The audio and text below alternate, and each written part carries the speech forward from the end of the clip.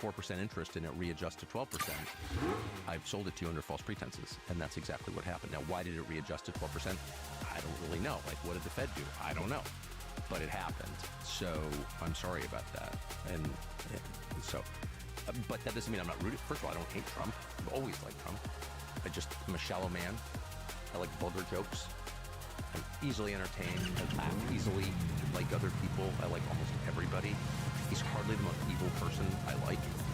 I could shock you by telling you the actually evil people I've had amazing dinners with because I just enjoy people. Okay. I'm not bragging about that. I probably should be ashamed of it, but that's who I am. So it's not that I'm mad at Trump personally. It's that I just grieve for what his decisions in the Middle East have done to the country. And not just the war with Iran, but being a slave of those who called us. You're an American, dude. This is alienating to you. I care. But to me, I do care. And my country I care a lot. I'm a slave to a foreign power. Stop. So that's what I've said. But I'm rooting for him every day. Because I would root for anybody. We lost the war. That's why we're settling. We lost in the sense that we didn't achieve any of our goals. We lost out on how we started. But we could lose much worse than we did by continuing, and the outcome would not change. So a lot of people would die, and our power would lose further limited. So, I'm glad for any settlement. I felt that the very first day. It was just a massive mistake. Let's get out of it with some loss of face, with some humiliation, but it's better than not turn. So I'm really grateful. And I'm grateful to the people who actually did it, meaning J.D. Vance, and the people behind, people working in the administration who are not interested in calling attention to themselves, who have tried to make this better. And, I'm grateful to the president for seeing reality. You're going to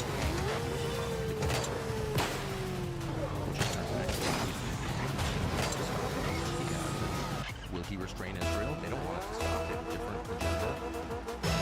And he's strong enough to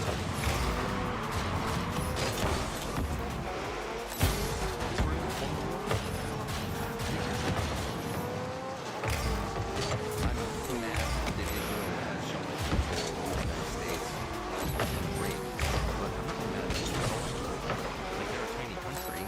Resources and is doing whatever they can to impose their will on their neighbors. But I'm not. I understand his position. They don't have a lot. They're trying to be like nuclear weapons. But they have them. I'm not even mad about that. I'm mad that we have them, that Israel is stolen. And I'm mad that the U.S. Congress and the President over generations have allowed this to but I don't think Israel is any evidence.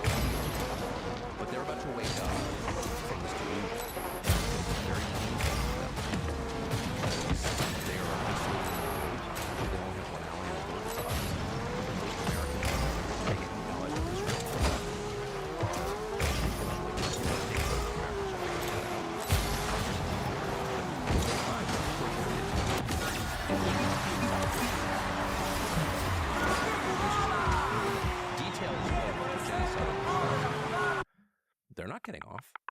They're not going to escape.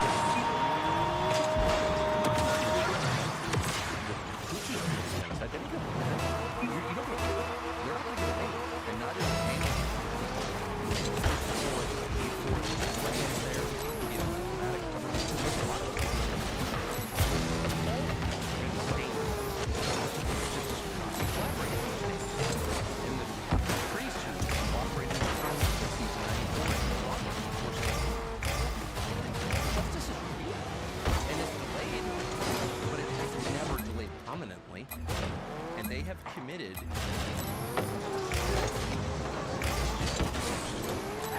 And so I think I don't think they like it. They just pretend that it didn't happen. The real thing for this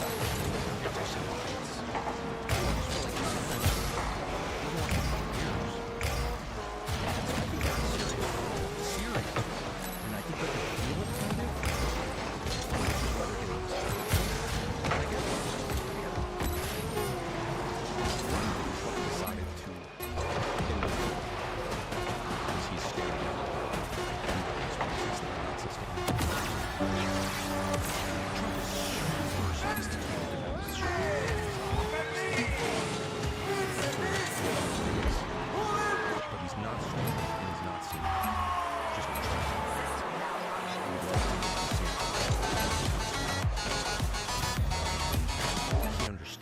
That, you know, you can manipulate commodities markets and financial markets, and they certainly have for a while, but not forever.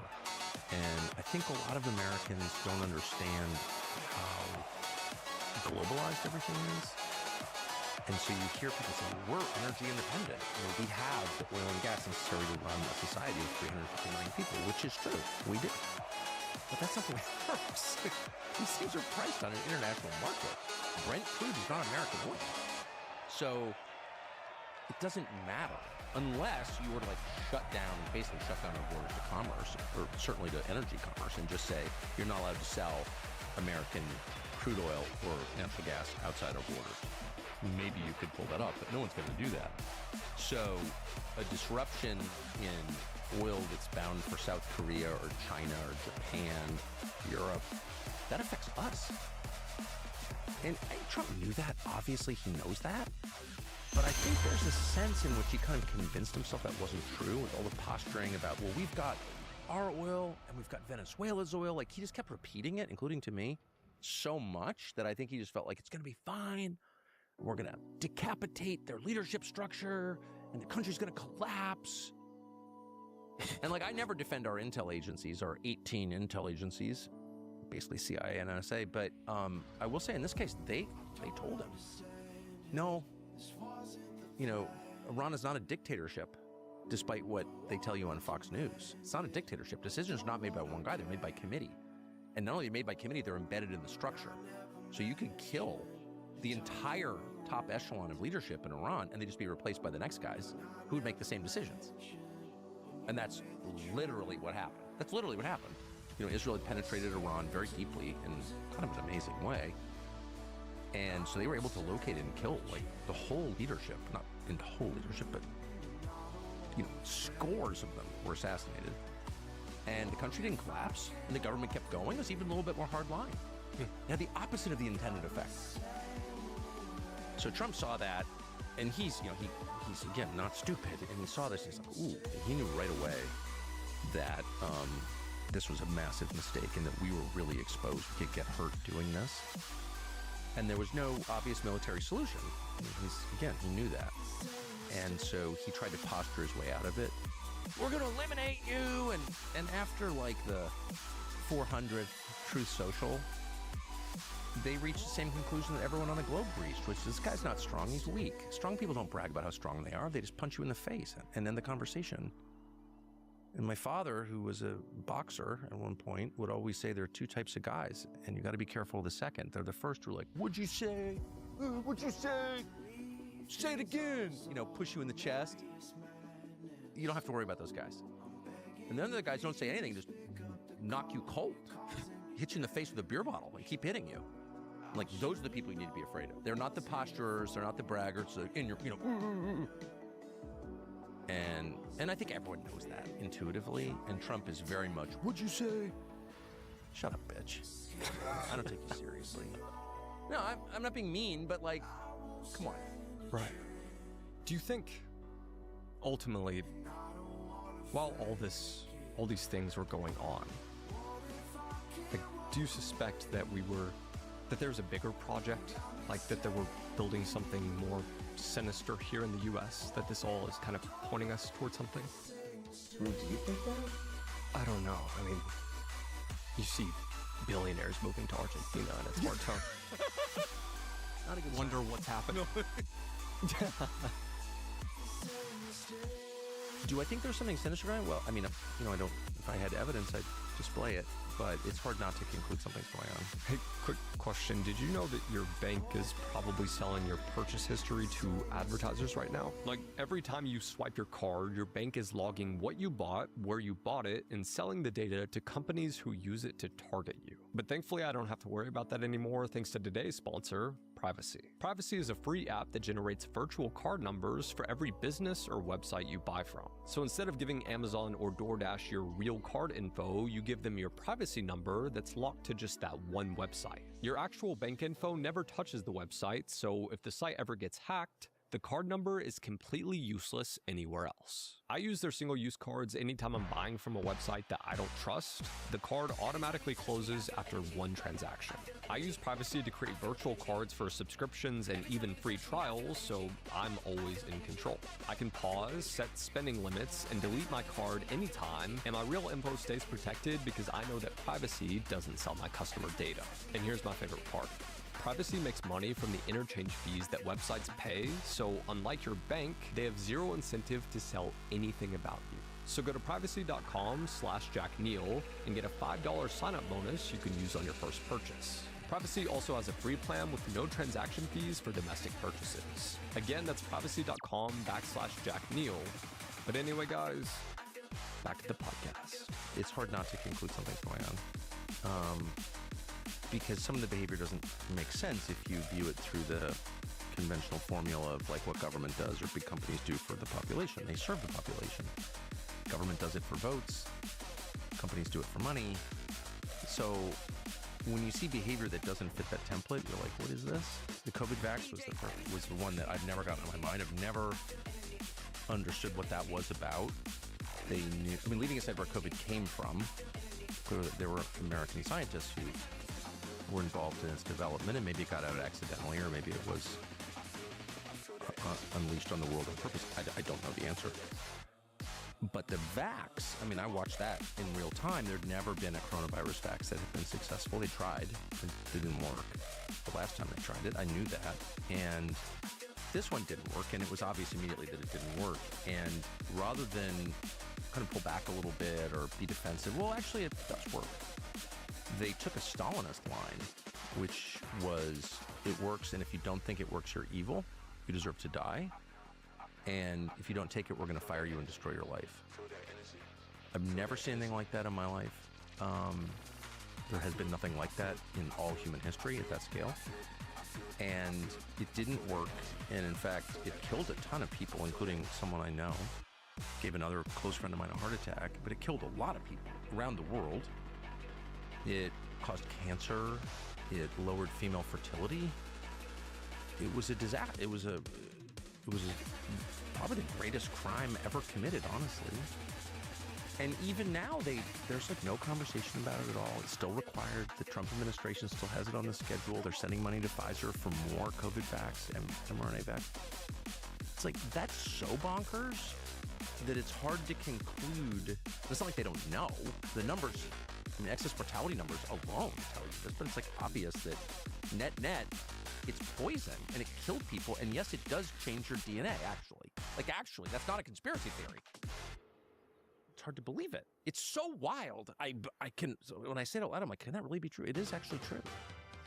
And by the way, it was made with aborted baby parts. Also true. People kept telling me that when I was at Fox, and I was like, come on now. Nothing can be that evil. True. So, given all of that, I think the people who did that specifically, which would be U.S. government officials and business leaders internationally and foreign governments, capable of literally anything. And that, by the way, that's such a huge scale. Like a mass immunization project is like it's bigger than a war mobilization. It's like the biggest thing a government ever does. And they did it on false pretenses, knowing that it harmed people. And they did it anyway, and they still haven't admitted it, and they're still doing it. So just on the basis of that experience and the evidence that we all saw, I think it's possible to believe absolutely anything about these people. Would you do that? If you were behind the COVID rollout, the COVID vax rollout, and you found it was killing people, would you be like, no, kids have to have it anyway, even though the death rate from COVID for people under 30 without comorbidities was 0? The death rate from the COVID vax was much higher than 0. Never do that. I mean, ever. Didn't matter how much they paid you, you would never do that. What kind of person would do that? Well, Absolutely terrible. fill in the blank yourself. So, Every country was required to get almost every country, and not every country used mRNA vaccines, which had never been used at scale ever. And that technology is experimental. It wouldn't have been allowed except under emergency use authorization. It's a completely different way of delivering the supposed benefits, and it's an incredibly risky way. Incredibly risky. They found out early that it had breached the blood-brain barrier. Mm-hmm. I mean, really early, like months, we found that out. And it should have been stopped right there. What? That was something they told us couldn't happen, and it did happen.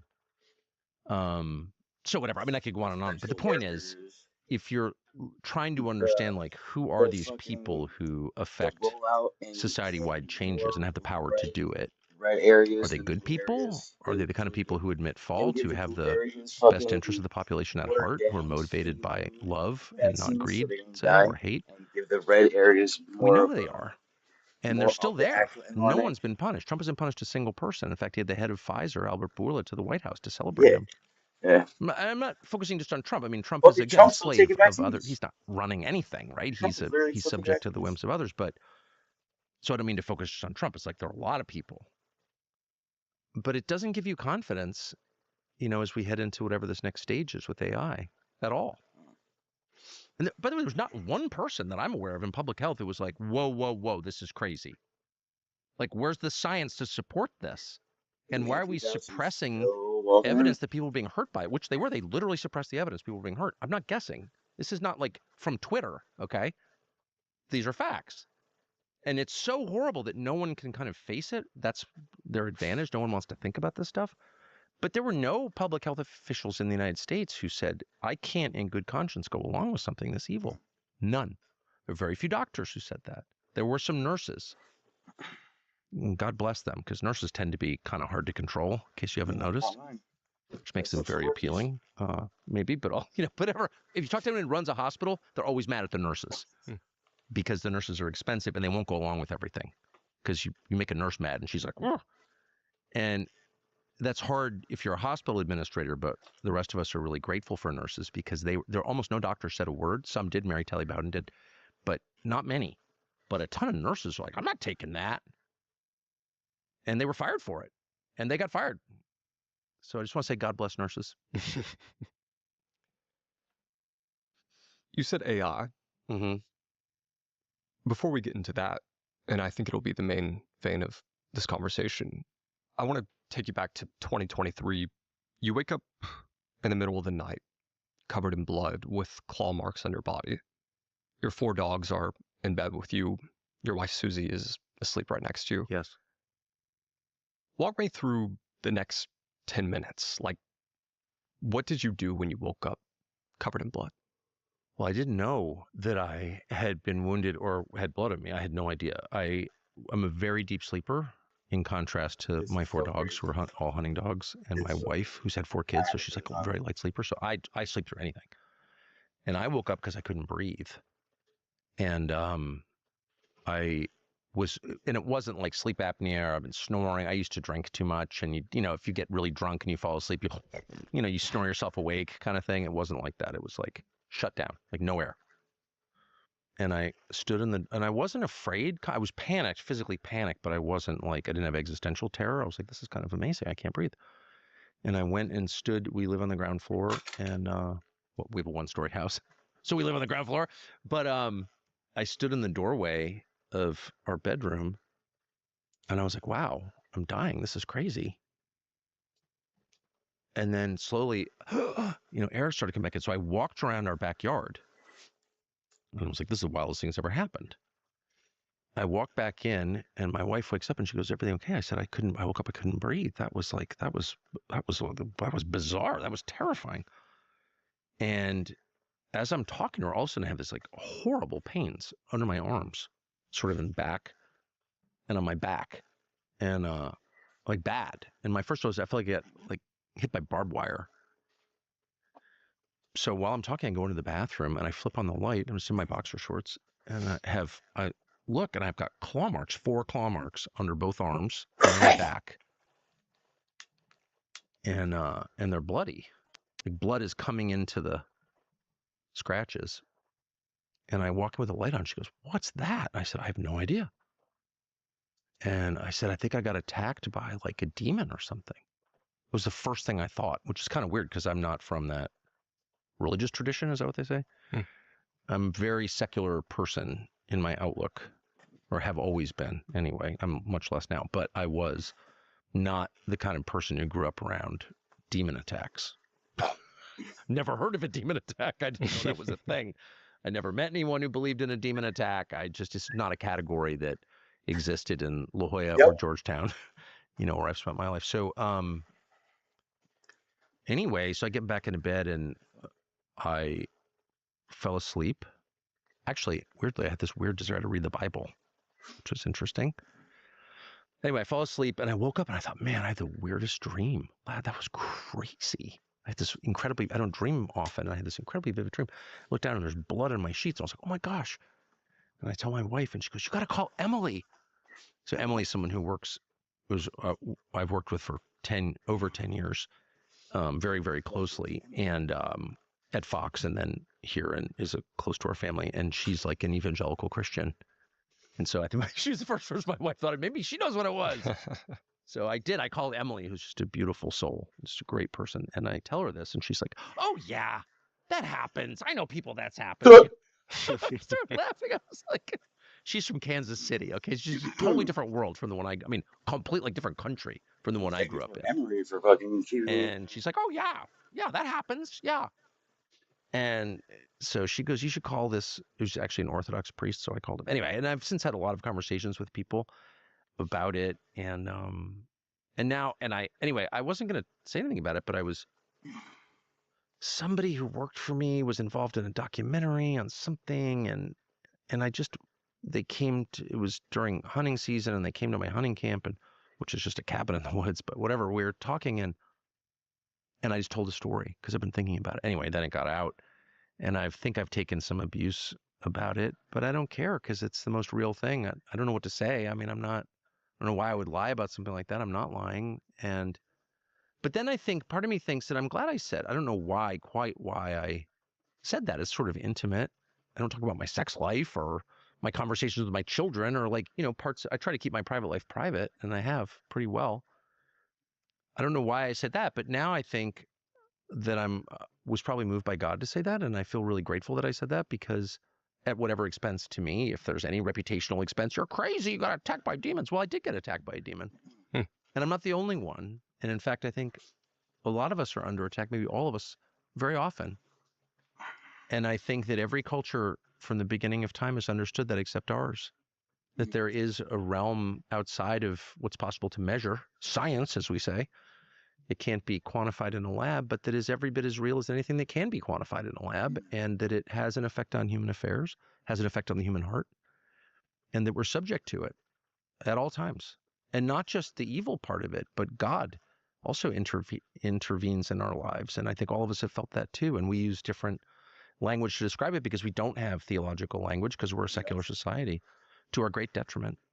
And I think I didn't really think about this until a few years ago, but one of the costs of having a committed secular society, a society that affirmatively rejects the possibility of anything that you can't see, as being real, one of the costs is not simply that it cuts you off from God and therefore from eternal life, which I think it does, but it also makes you stupid because you think you know or can answer every question when in fact the most basic questions are unanswerable with science.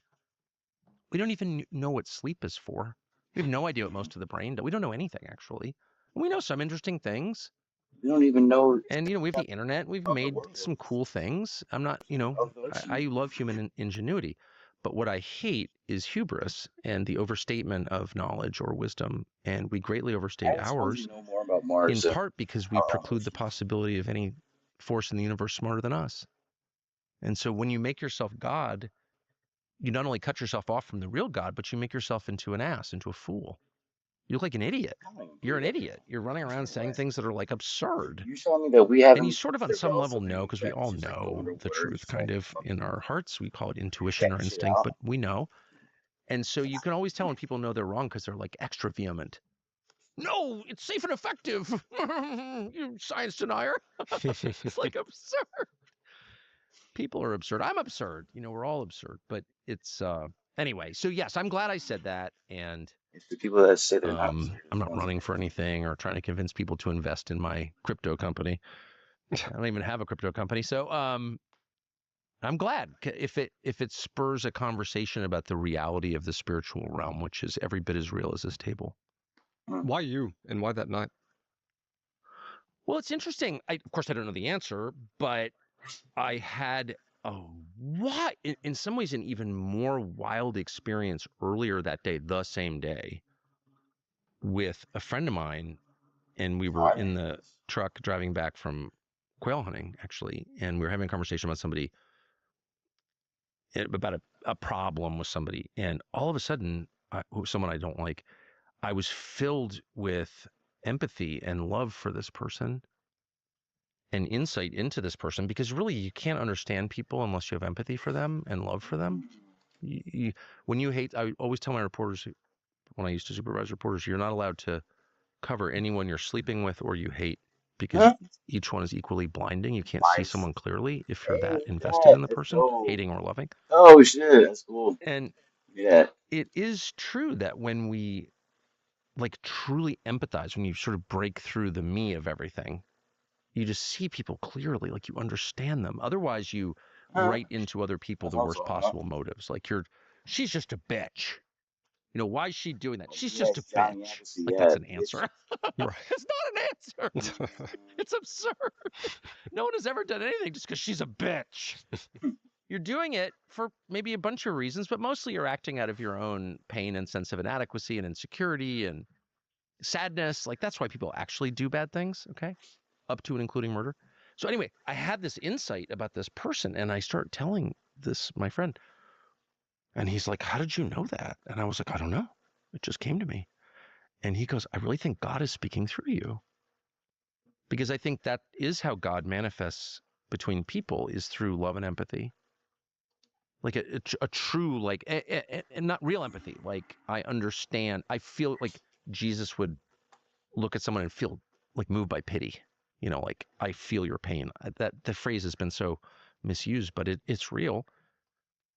And I was like, wow, and it, by the way, it changed my view of the person I was talking about, who I'd really been holding a grudge against for only like 25 years, not that long. So I really felt liberated from my dislike of this person, hate for this person.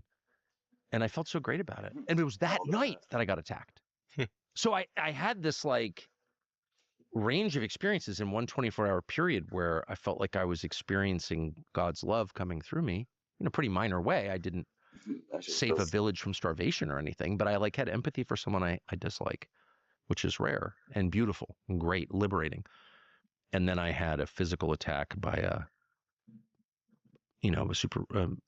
by evil demon. So whatever that is, I mean, I'm not Catholic. I don't come from a tradition that explains supernatural forces with precision. I don't know the names of the archangel. Like, I'm just not from that world, right? So I don't have the language to describe this very well. But But it is 100% real, and I just laugh when people are like, "That's not real. That's not real." Really? It's fascinating to me because the stories I've heard about attacks from demonic forces typically do involve people who are Yo, very what up, devout Tony? Christians. But an opposite way of viewing it, I guess, and I'm not implying this about your situation, but about evil in general. Like, what type of person does evil typically attach itself to? Well, I think all of us. I mean, I think all of us are under attack, but I think the attacks be all the time, all the time. And in fact, the central Christian prayer, we call it Lord's Prayer, contains the line, "Deliver us from the evil one." Lead us not in temptation, deliver us from the evil one. So that suggests what I think is true, which is all of us are being influenced all the time. But I do think it is definitely true that the more publicly affiliated you are with Jesus, the more likely you are to come under a real attack. And that's a biblical principle too. Jesus Yo, promises his yo, disciples yo. that they're going to go on trial for their lives because they follow him. And he says, this would be another excuse for you to talk about me. So it's all good. Don't worry about it. He says, don't worry about it. Okay. So it's clear to me, and I know, I have a couple people I'm close to. One's a family member, the other is a close friend, who are in the clergy, and they'll tell you. I mean, if you're like publicly proclaiming that you're leading Christ's flock, you come under supernatural temptation. That's why they have all those sex scandals. I mean, there's no doubt in my mind. I have a friend who was ordained, and said within like 2 days of giving his first sermon, some lady in the congregation hit on him in like a very serious way, a very tempting way.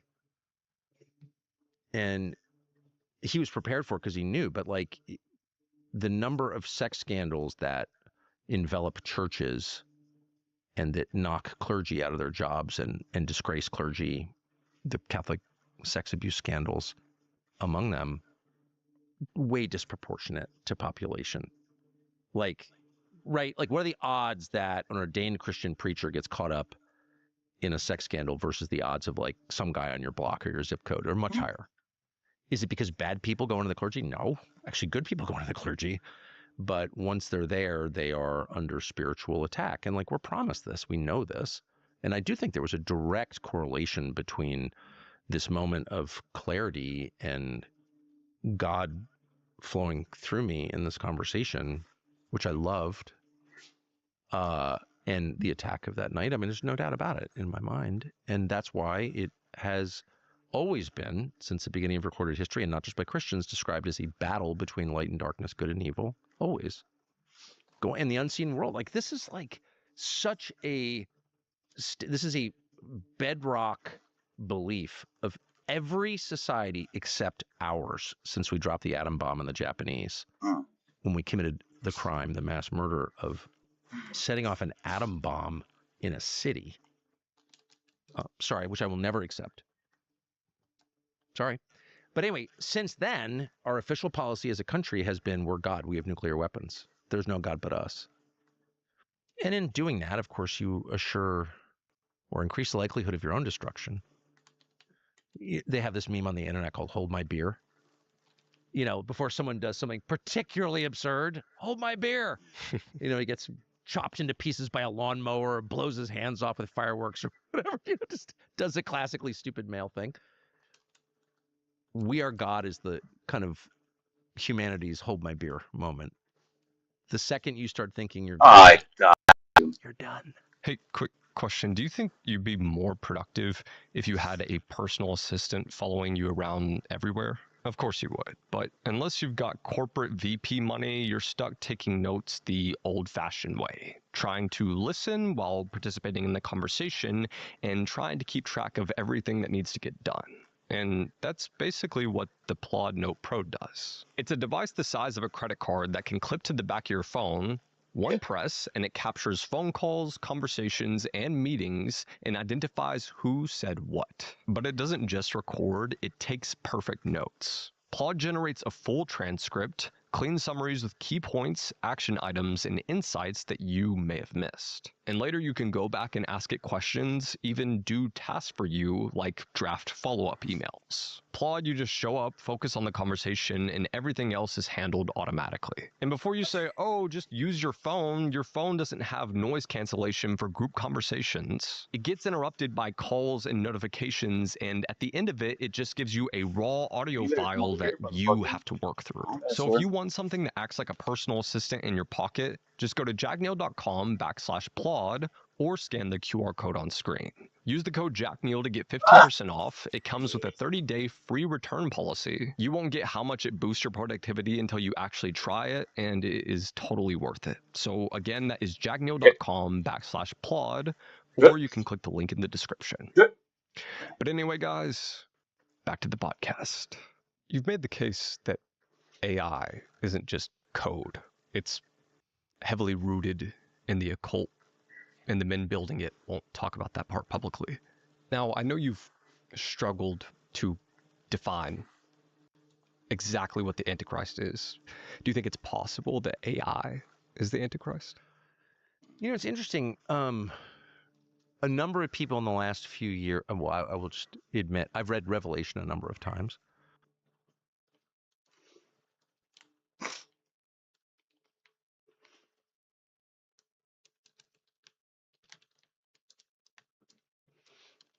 Fuck.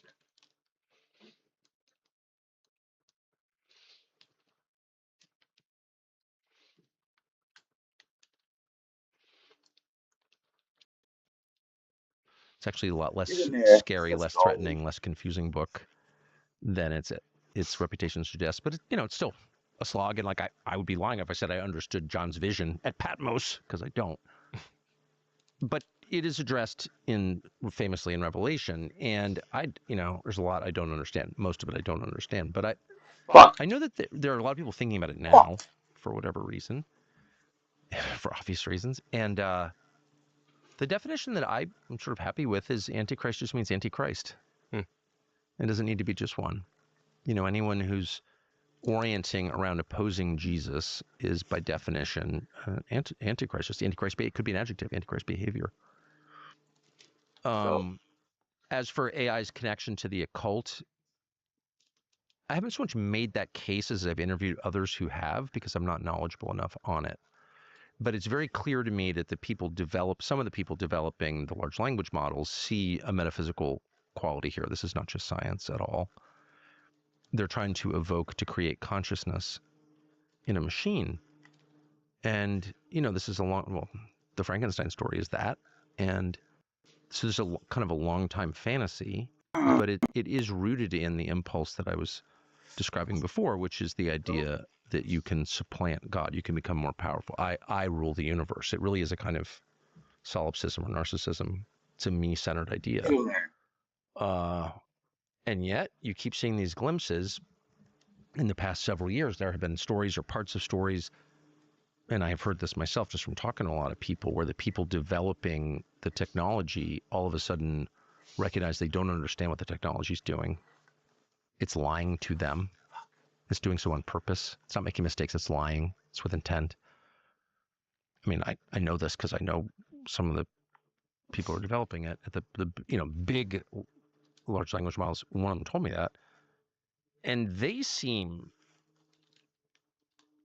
nervous about it. They are definitely nervous about it. Some of them are the ones I've spoken to, and it's more than one, are nervous. Like, I don't know what this is. We can't stop it. We're in this race with China. I don't know, a race to do what exactly. The whole thing is so stupid. But there, in a deeper sense, there's a feeling that it's just inevitable. So either we benefit from it, we can control it to some extent, or someone else benefits from it and controls it to some extent. That is the idea. But there's a sense of inevitability around it, which I don't share. But I don't think technology is inevitable at all. I think it must remain under human control at all times or be destroyed immediately. I don't know why you would ever accept technology you can't control. I don't know why you would ever do that. There's no rule that says you have to do that. It's something so weirdly passive. And I mean passive like the passive partner in a gay relationship. Like I mean that in the most disgusting way. You're the bottom, okay, in the machine relationship. And I'm really offended by that idea. There's nothing we can do. Really? What do you mean? I have a workshop. I love carpentry. I like mechanics. You know, I have a workshop with a million tools in it. Had it my whole life. If I walked in there and like got attacked by, I don't know, a rivet gun or a, you know, upholstery stapler or a chisel, I would think that's totally unacceptable. Do you know what I mean? Right. I would find that chisel and I'd capture it and I'd bury it. I'd probably melt it down. I won't stand for disobedient tools. I don't know why I would. I'm the master of my workshop. Like that's just kind of baked in. So there's this kind of weird passive behavior, and a lot of the people developing this are kind of weird passive people, to be honest. It'd be nice to see some men involved in this, but anyway. So there's that, but there's also a kind of sense that you get What's from up? watching this, and I'm hardly an expert. I hope I'm not posing as one.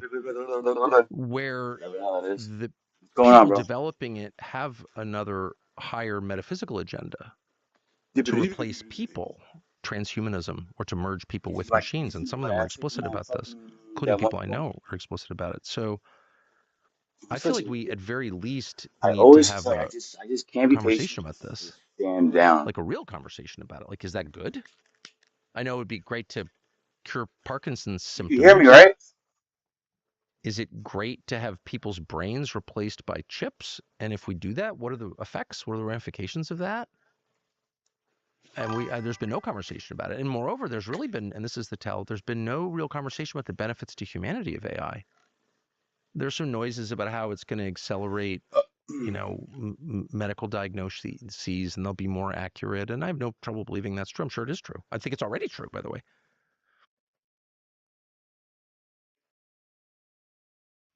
I want to make sure. I'm fine with that. I don't really care that much, actually, to be totally honest with you. I don't think that's going to make people happy. We can get rid of, I don't like pancreatic cancer. I've known a bunch of people who died from it, but if we get rid of it tomorrow, we'd still face the same problems because they're not physical problems, actually. They're spiritual problems. But anyway, but if that's all you can tell me about the upside of AI, as you simultaneously tell me that it's going to, I don't know, make work irrelevant, replace my job, put me on welfare along with all of my neighbors, take away human creativity, human autonomy, make it impossible to have privacy of any kind. Same old, brother. How about you? Make writing and reading irrelevant, like all the sources of true joy, creativity being the main source of joy in life, creating things. That's the downside, but the upside is I'm going to get a lower death rate from pancreatic cancer. That's like not a good trade. And so, and by the way, why aren't you at least making up some like fake benefits? Like if we get AI, like you'll never be unhappy again and you'll have the hottest girlfriend ever or whatever you think is going to, you know what I mean? Like free burrata for everybody. Free You're burrata. not even trying. So that kind of freaks me out. Like, why are you telling me all the bad things that are going to happen, not telling me really any of the good things, and then telling me that it's inevitable and I can't have electricity or water because the machines need it? Wait a minute, sir. I don't have What any is going money to on? donate. I Now, you're good, bro. at that table right there, You're 4 good, days brother. ago, I had a bunch of tech Are you people playing from Rocket League by California any chance?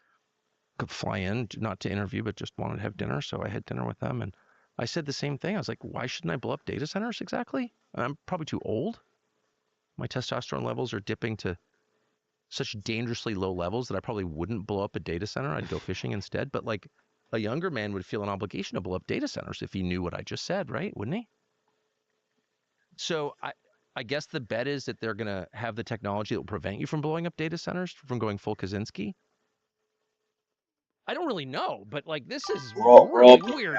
Like I'm semi-retarded, as you know, so I'm like noticing the obvious things and just trying to put them in logical order.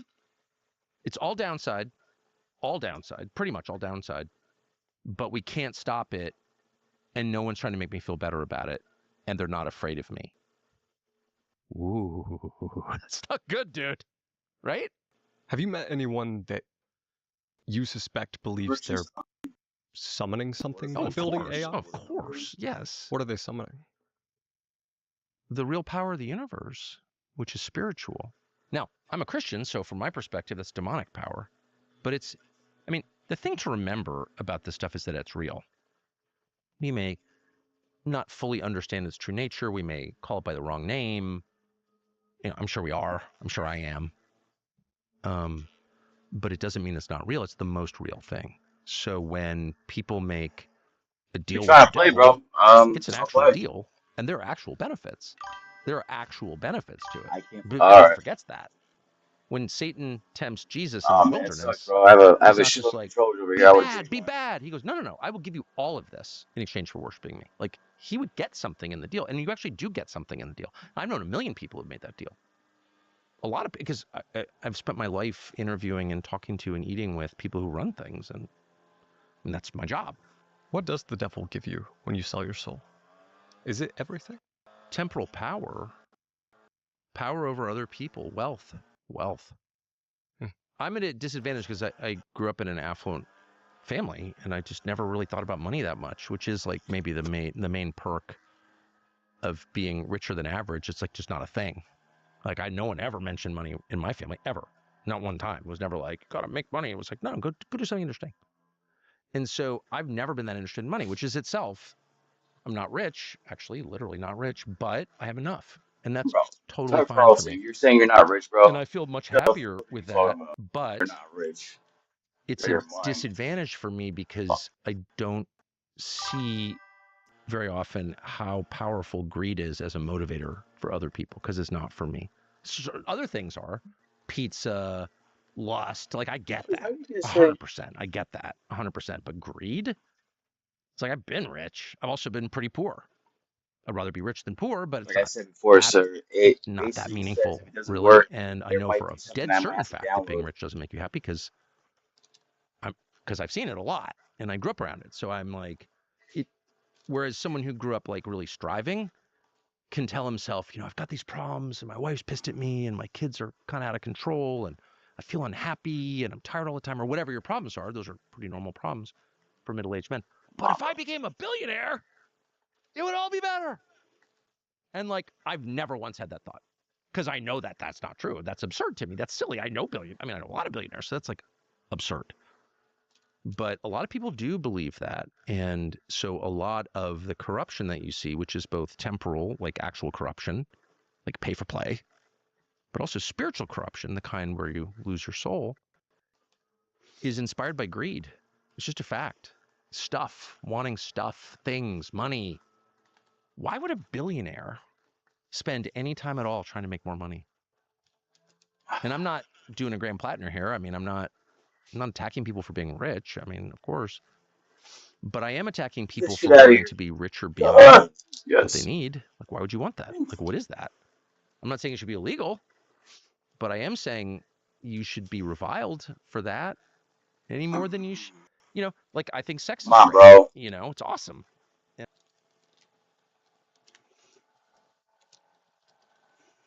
And I'm very pro-sex. But if you find someone who's, like trying to sex with a different person every day of the week, that's a sickness. Or touching kids, or like there are, human desires get out of control and go into really ugly and poisonous and destructive directions. Like, of course they do. Obesity is the result. Sex crimes are the result.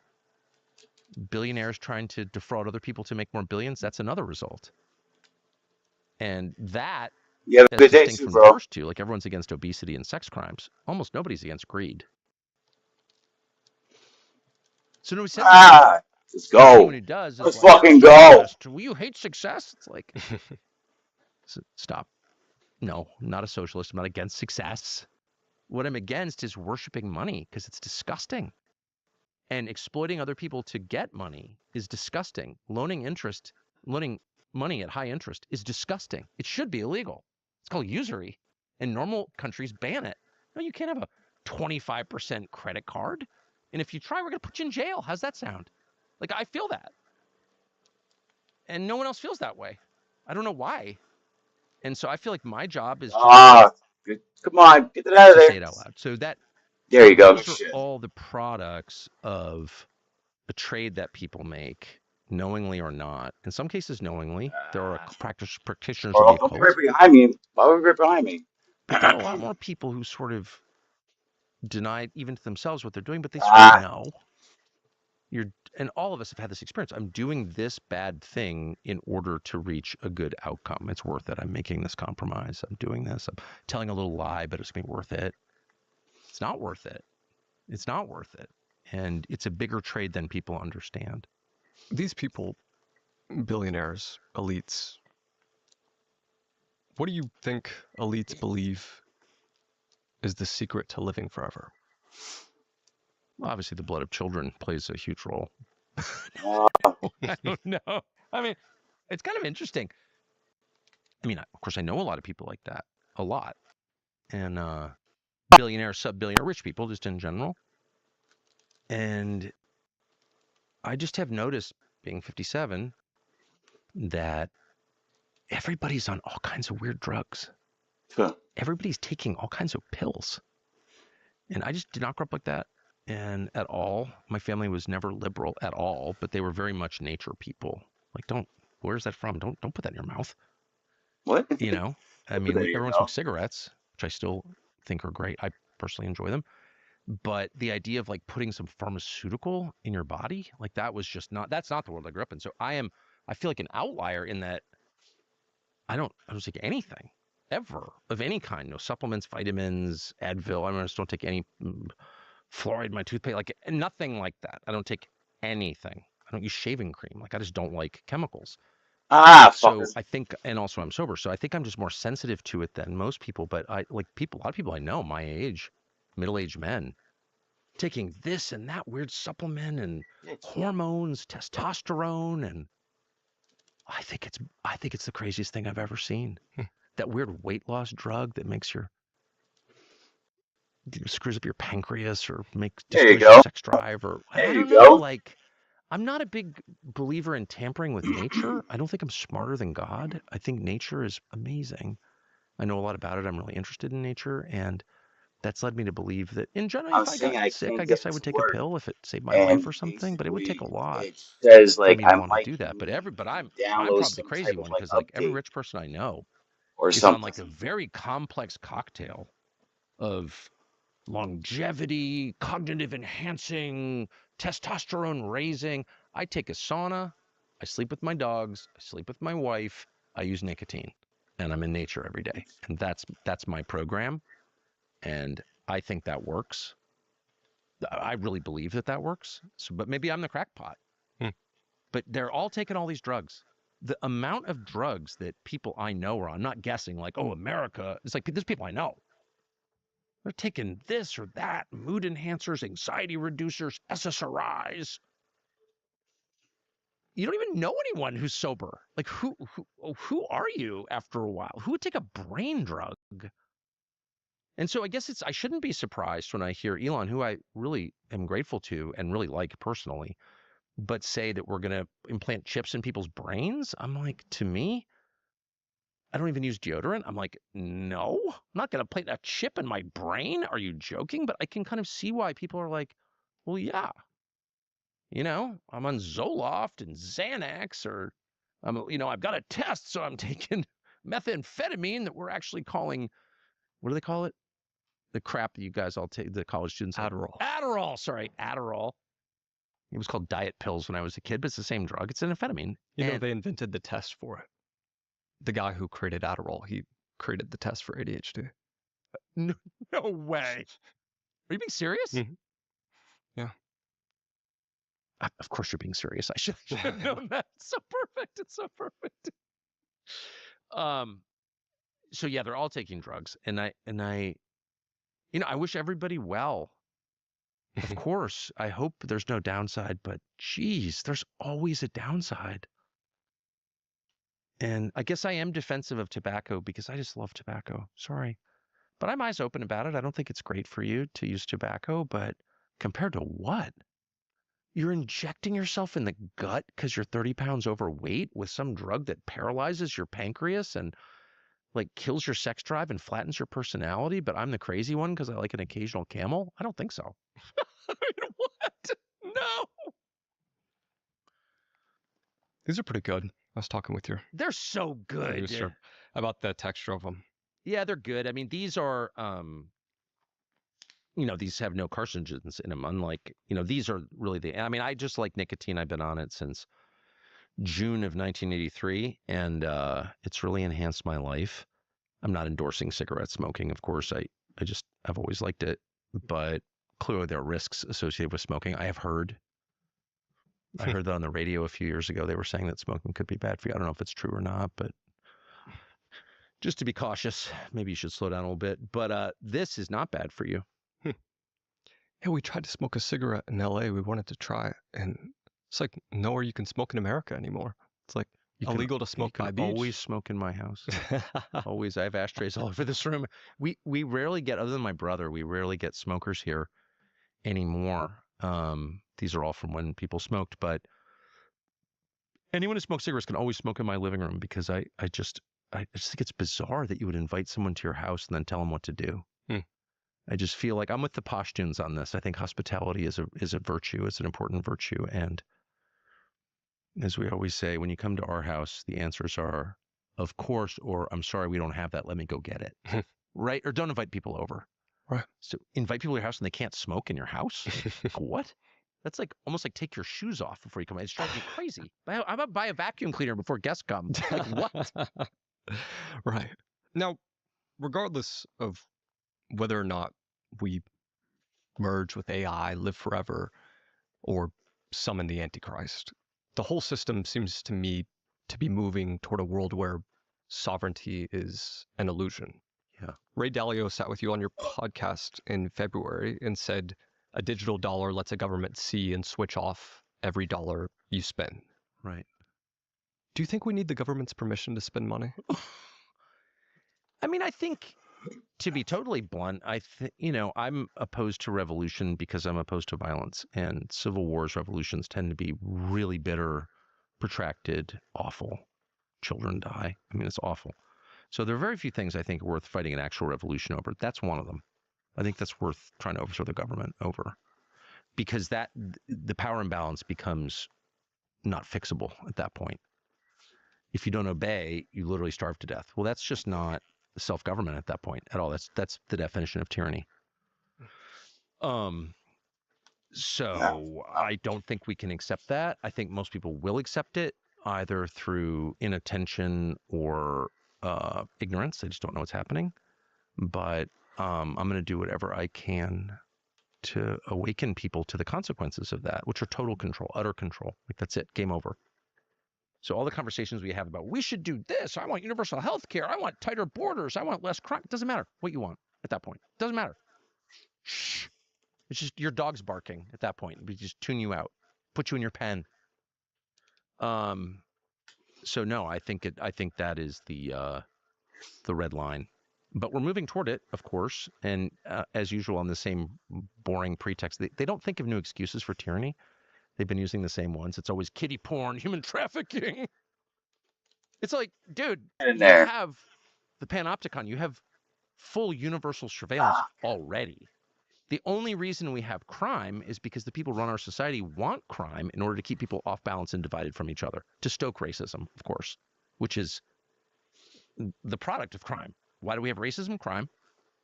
So they want that, and they could end it, and they don't. And I think, yeah, well, anyway, I'll stop. But no, I'd love to hear about that. How does chaos create order? How does chaos lead to power? Well, I mean, look, to me, it's about, well, as you use the word sovereignty, which is a better word, I would use the word power, but like, there needs to be some power balance, as there is in any healthy relationship, as there is in a healthy marriage. You know, people always freak out about Christians or, Muslims or religious people in general, like the man's the head of the household. True. In every society at every time. Does he have unrestricted power? Does he actually have more power than his wife? No, that's not clear. Because in a marriage, there's like, I don't care what you label anything, there is a power balance. In a healthy marriage, there's a power balance. Nobody is acting purely in his own interests. Like, it's always a consensus in a healthy marriage. In a healthy country, it's the same. You've got different interests. You've got a political class, you've got business interests, you've got middle class, you've got working class, you've got homeless, and they all have their own separate set of issues and interests and opinions. And some get more weight than others, but everyone's view has to be taken into account because they're all owners of the country. And even in autocracies, even in monarchies, The king, in a long-standing monarchy, the king keeps a close eye on the temperature of the population because he doesn't want to get overthrown. And my worry with technology is that it gives so much power to the ruling class that there's no balance at all. Zero balance. Like, it literally doesn't matter what you think. You are not a person. You're an animal. You're an object. And that's how they talk about the population. I mean, I've seen it, and I see it just from watching their public statements. And that really concerns me. It really, really concerns me because I think it's immoral, but I also think it's a recipe for misery and turmoil and chaos because, like, people can't live like there's never really been a true totalitarian dictatorship in all history where one guy makes all the decisions and doesn't care what anyone else thinks. That's never happened because it's just impossible. But technology could get us closer to that. And we should be, I'm not saying it's going to happen. Lots of things we worry about that never come to pass. Go, baby. Our imaginations get away with us, and we start daydreaming nightmares. But I just think objectively, common sense tells you we could get closer to that, and I'm concerned about it. Last month, King Charles announced in Parliament that every adult in Britain will need a digital ID. Biblically speaking, do you think digital ID is I totally the beast? Got lost. Of course I don't know.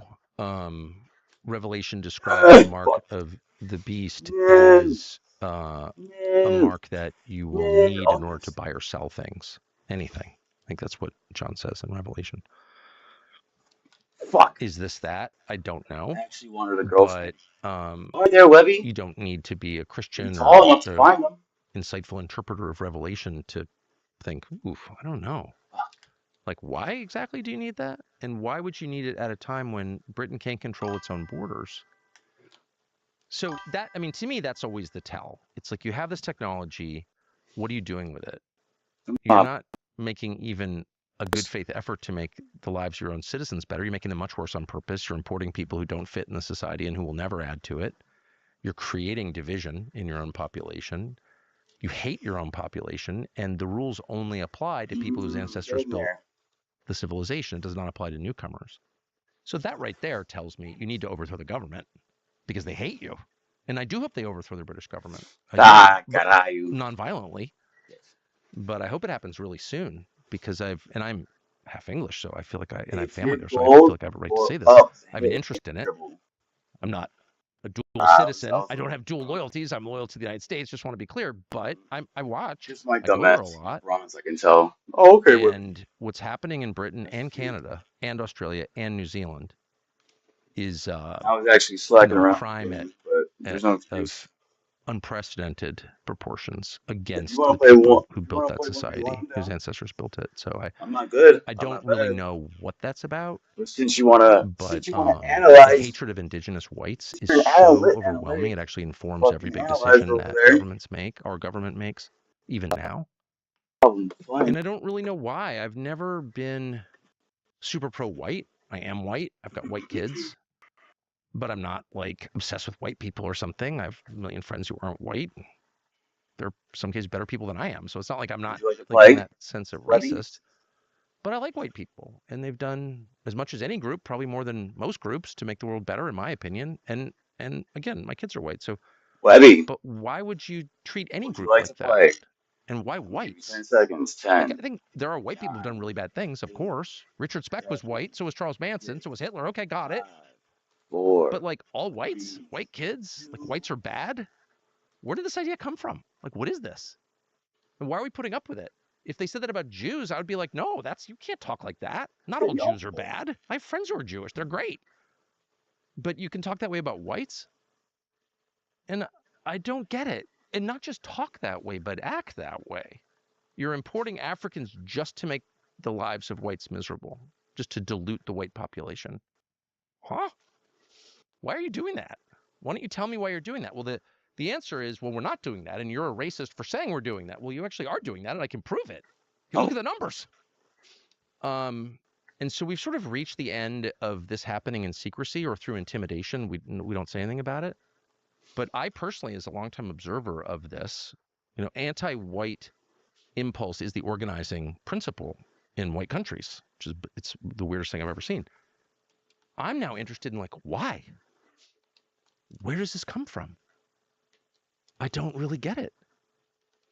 And why less than 100 years after the Second World War, where we all pledged we would never let this happen again, we would never target a group because of their blood and try to exterminate them.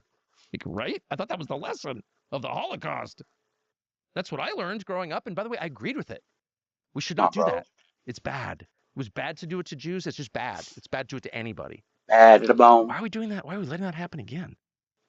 Where a whole group of people, they're not getting rounded up and sent to camps, but they're getting systematically destroyed on purpose. And no one can say anything about it? Well, I'm out. I'm out. I don't care what you call me. I'm not a white supremacist at all. I'm a Christian. I believe every person has a spark of God inside him. We're all God's children. I really believe that in the body, X-ray my soul. I believe it. But that doesn't mean I have to sit by and let whites get genocided. No way. And by the way, up yours for telling me I have to accept that. What are you even talking about? Right?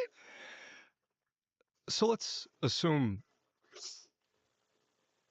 hopefully, Come on, bro. years from now, but a few years from now, there's a young guy who lives in a world with digital ID, a social credit score, programmable money, total surveillance. What does his life look like? His life looks like whatever his masters want it to look like. And that's the truth. At that point, you're relying purely on the goodwill of your slave master because you have no rights at all.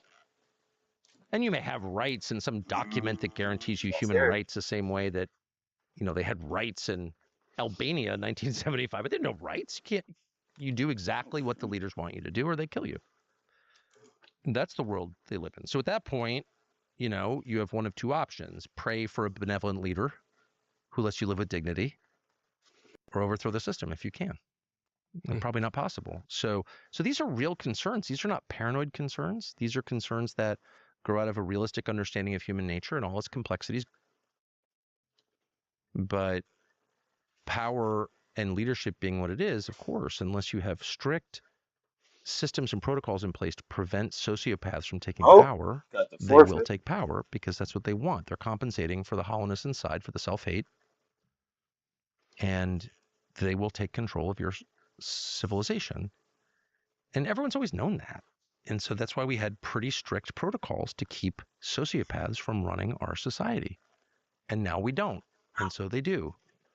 And once they do, if you marry that to an awesome, really unprecedented power over people through technology, you have a nightmare scenario. Some people have talked about this idea that an Epstein-style blackmail operation could exist today. There's a journalist named Whitney Webb. Mhm. She argues that Palantir is the new version of Epstein's blackmail network. Mm-hmm.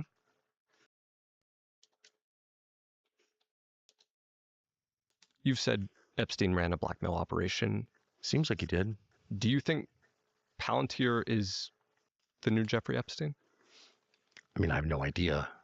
I literally have no idea what Palantir, this is my primitive understanding based on what I read, has the ability to locate people, mostly based on your electronic signature from your phone, but other means also, just because everything is digital. And if you coordinate various databases globally, CCTV cameras, cell phone pings, and all that other data, you can zero in on people wherever they are. That's the capability that I have read Palantir has.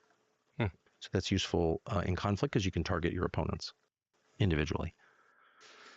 So I'm not, I'm concerned about that. Why wouldn't I be? It's misuse. But it might be a little bit too easy just to say Palantir's the problem. Like the whole architecture of digital life is the problem, unless it's constrained by real privacy shields, and it's not. So for example, the porn sites. Who owns the porn sites? Where are they based? All Jews. All Jews. Are there any foreign governments or foreign intel services that have access to the backend databases of porn sites? Yes. So that right there, if you can watch people watch porn through the cameras on their phones, probably gives you a pretty deep archive of material to use in case you want to influence people's behavior, like Mike Johnson, the Speaker of the House. I'm not saying that happened to him, but I'm just saying, let's say you wanted to influence Mike Johnson from a sort of reasonable person to a slave of Israel. That might be one way you'd do it. I'm not saying that happened, but that could happen with him and a lot of other people. Let's say you were on the House or Senate Intel Committee, and all of a sudden you just become an obedient servant of the intel agencies, which is the opposite of your job. How did that happen?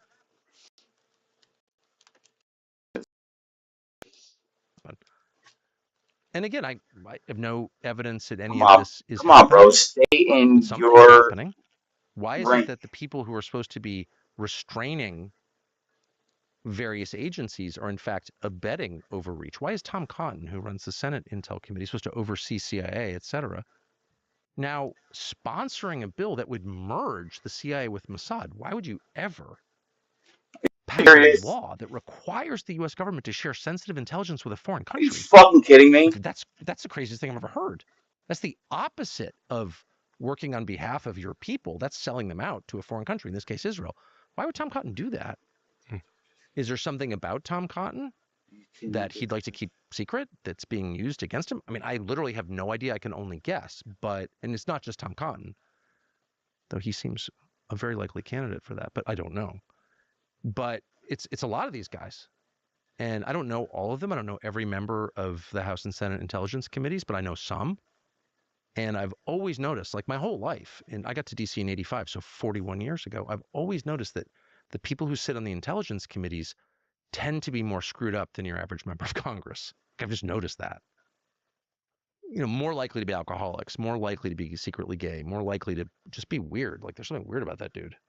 Do you know what I'm talking about? You can feel the weirdness on him. And maybe that's just random, but maybe it's not. So when I think about this, Who the fuck is Big Fly?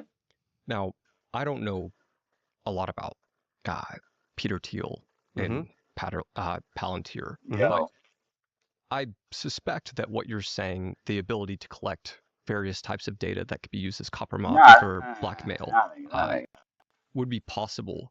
But I don't know. Peter Thiel did move to Argentina recently, and I saw an article, maybe it was from April, maybe it was last month, that Congress was looking to get all the information that Palantir was collecting, but maybe there's a case that he's being made out to be the fall guy for all this. I really don't know. I know that he got citizenship in New Zealand probably 20 years. This was covered at the time. I think Thiel has been one of those people focused on the life cycle of empires and civilizations for a long time. And he's clearly concerned about the future of ours. He said that. I don't know if that's related to his investing in Palantir or not. But I think in general, a lot of the people who've benefited most from our system are the least vested in the system. And that's a bad incentive structure. Like when, ships crossed the oceans without engines, and it was very dangerous to cross the open sea in a wooden boat, caulked with pitch. The rule was long-standing for thousands of years that if the boat went down, the captain went with it. He's the last man off the boat. Now, why was that the rule? That was the rule because it gave the guy in charge incentive to do his best. And so I do think it's a I don't know how you think. I mean, ending dual citizenship is the first thing. You can't have dual citizenship. You're either in or out. You're a foreigner or you're a citizen. It's like pick one. And by the way, I'd be sort of happy to have some kind of immigration if those were our rules. I'm totally opposed to all immigration now because it's out of control and bad for Americans. But I can imagine a system where we actually had control over who lived here. And you're like, well, you're an amazing guy. Why don't you move here? Become a citizen, like improve our country. Like, that's not crazy. I'm for that. We're so far from that. Now it's like, oh, you've got AIDS and won't work. We want you. I mean, it's designed to hurt our country. But anyway, I have always noticed that, and I will just be totally blunt with you as someone who travels a lot. I've traveled my whole life internationally and have family outside the country, and who's, been the target of harassment from the government, spying from our government. What? there was a moment when I was saying to my wife, like, I don't know, sort of lots of great countries, including some that we go to The a fuck lot, was that and about? maybe we moved there. And we talked about it, and but we decided no. I mean, we're from here, and like we're not leaving. And so I will say, just speaking from, so I don't want to sound too judgmental. Like I get people are like, ooh, this isn't going right. I can get out. I am. I get it. Okay. But I just know that in myself, when I made the decision, no, my family's been here in this state where we live since 1725. So I thought to myself, I'm going to stay. Like, Nice what? shot. My parents are buried here. I'm not leaving. I changed like inside. It was funny. I just felt more like I'm going to do whatever I can. You feel that way when you're all in on something. That's why polygamy it's really hard to have a happy polygamous marriage, because you don't have to listen to your wife, because you just go to another wife. Do you know what I mean? But when you're married to one woman, it's like, I have no idea what you're saying. I really can't deal with this, but I love you and I want to make this work. So I force myself to figure out what's going on and to try to make it better, because you're all in on the marriage. I know you're newly married, but like give it 20 years and you'll be like, I don't even know what you're saying. I'm going golfing. Fuck! It's like every minute feels that way. But when you have only one wife, you're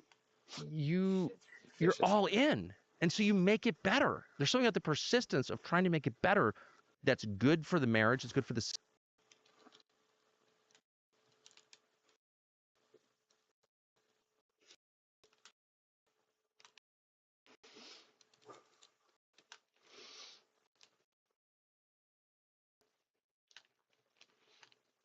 Oh my gosh. System, but it's also good for you. You're not just like, oh, I can't deal with this. I'm on to the next thing. And citizenship is very much like that. Dual citizenship is like polygamy. I get it. It's fun in some ways, but it's unhealthy. You have to go down with the ship. Kind of. Yeah. Go down with the wife. Yeah. Do you think our world is run by humans? No. I mean, I've never thought that. It's run by humans and that they occupy the role. Oh, if you're asking, do I think that there are hybrids, people who are part human?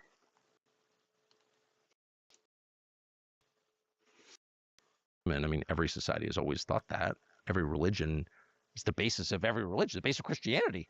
Mary gets impregnated by God. Okay, so like, people are like, oh, that's a crazy concept. Really? Islam, Judaism, Christianity all believe that is a thing. Okay, so let's just say that is a thing. And I don't know to what extent that's prevalent. There are people who I know personally. I'm like, oh, let's get a weird vibe on them. I'm like, what is it? But I don't know. Of course I don't know. And I try not to speculate about it, though some of them are like really weird. But I don't think that the world is the sum total of human decisions, if that's what you're asking. I don't think that. That's clearly not true. We are being acted on by supernatural forces at all times. We have agency. We have free will. We can go along with it. We can resist it. Those are our decisions to make. But they're often made under pressure, sometimes duress. And it's not as simple as we just decided to do it. There's a lot going on. And I one time had, I don't get much flashes of insight, but I did once have this flash of insight. It's never left me, that when we die, we'll sort of see everything in its entirety and like realize there's like all this stuff going on around us that we didn't even know. We could sometimes feel it. You get moments where you feel it, but most of you don't feel it. You just sort of, you're like, what shall I do today? What shall I make of my life today? No, I'm gonna. Oh! Vacuum or something. But it's absurd. Of course you're not living in a vacuum, dude. And in all human history, you're like less than 1% of people who ever thought you were living in a vacuum. There's so much going on. Yes, there is a God. This is not the result of a spontaneous bang. It's just so dumb. It's so dumb. And no one has ever thought that, because it's demonstrably false. And I do think attitudes on this are changing really, really quickly. I mean, I can't overstate how secular the world I grew up in was, or how secular. Oh, let's go, baby! I am a product of post-war America. Let's fucking go! Sure, I'm not a boomer, but I have a lot of the same bad assumptions that boomers have. And the main bad assumption is that, like, we're the product of our choices. And all of this is just like ours to decide. Like we can just, we're all blank slates, and it's so stupid. But the older I get, the more, and I talk to people, I realize that it's not just me, like other people's views on this are changing. Of course there's a spiritual realm. Who told us there wasn't? Like, what are you even talking about, you idiot? Right. Young people get it. It's crazy. Oh my God. Young people, Oh they're no. all Christians. A lot of them are, actually. But they're way more spiritually aware and spiritually open than I was at, say, 25. When I was 25, and I was married, I had like a job, and like I was a responsible citizen, like relatively speaking, though I was drunk a lot. But I spent like zero time thinking about anything like that. And the 25-year-olds I know, including the ones who work for us, they think about it all the time.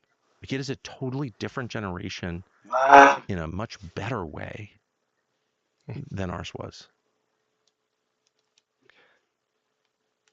I'd say I largely agree with that. You're close with Trump. Fuck. On Easter, you said Trump didn't put his hand on the Bible when he was sworn in for inauguration because, quote, maybe he affirmatively rejects what's inside that book. Do you think Trump believes in God? Well, Trump definitely believes in the supernatural. There's no question about that. I know that. Does he believe in the Christian God? No. But he certainly is not a secular person at all. He definitely believes. That's for sure. Believes. Hold Everybody on, I'm gonna believes, take a by the way. picture of it. Everybody, whether they know it or not. But Trump consciously believes. And as to the Bible question, I spent over a year not saying anything about that. But I was sitting right there. I mean, I was right in front of him at the inauguration, which was very small. It was indoors, sitting next to some relatives of his. Anyway, and I saw it, and Melania was there with the Bible, and no one said anything about it. But I just noticed it. I was like, and she was sitting right there, and he intentionally didn't. And by the way, it's an inaugural swearing in. Like, everyone knows the rules. Like, the protocol is, put your hand on the Bible. He did it the first time. And I was really bothered by it. And he didn't put his hand on the Bible. So the only point I made was, if you didn't care, if you didn't think it was real, like, why would you not put it in the Bible? It's just a book. It doesn't have any power. It doesn't mean anything. It's like some superstition that desert people believed in 2,000 years ago. It's like, it's immaterial. Just put your hand on the Bible. Who cares? But he didn't. And I was, I saw him that night. I've seen him countless times since then. I've never said anything about it to him. And I tried not to think about it again. Like, there is a process by which you, like, ignore things that you don't like or that don't make sense or you don't want to think them. And we all do this, or I certainly do it. And but then it came back to me on Easter morning. I was at my cousin's house in Texas, So wild. hunting hogs and having a great time. And I woke up really early because it was Easter morning. We were going to go to services, and I just checked my phone. However, it is Easter. I mean, it's like our main holiday, or the world's biggest religion. And you're comparing yourself to Jesus, or swearing, or what? Calling for the murder of innocents on Easter morning? Take a break, dude. Out of respect for the world's biggest religion, right? And the majority religion in your own country.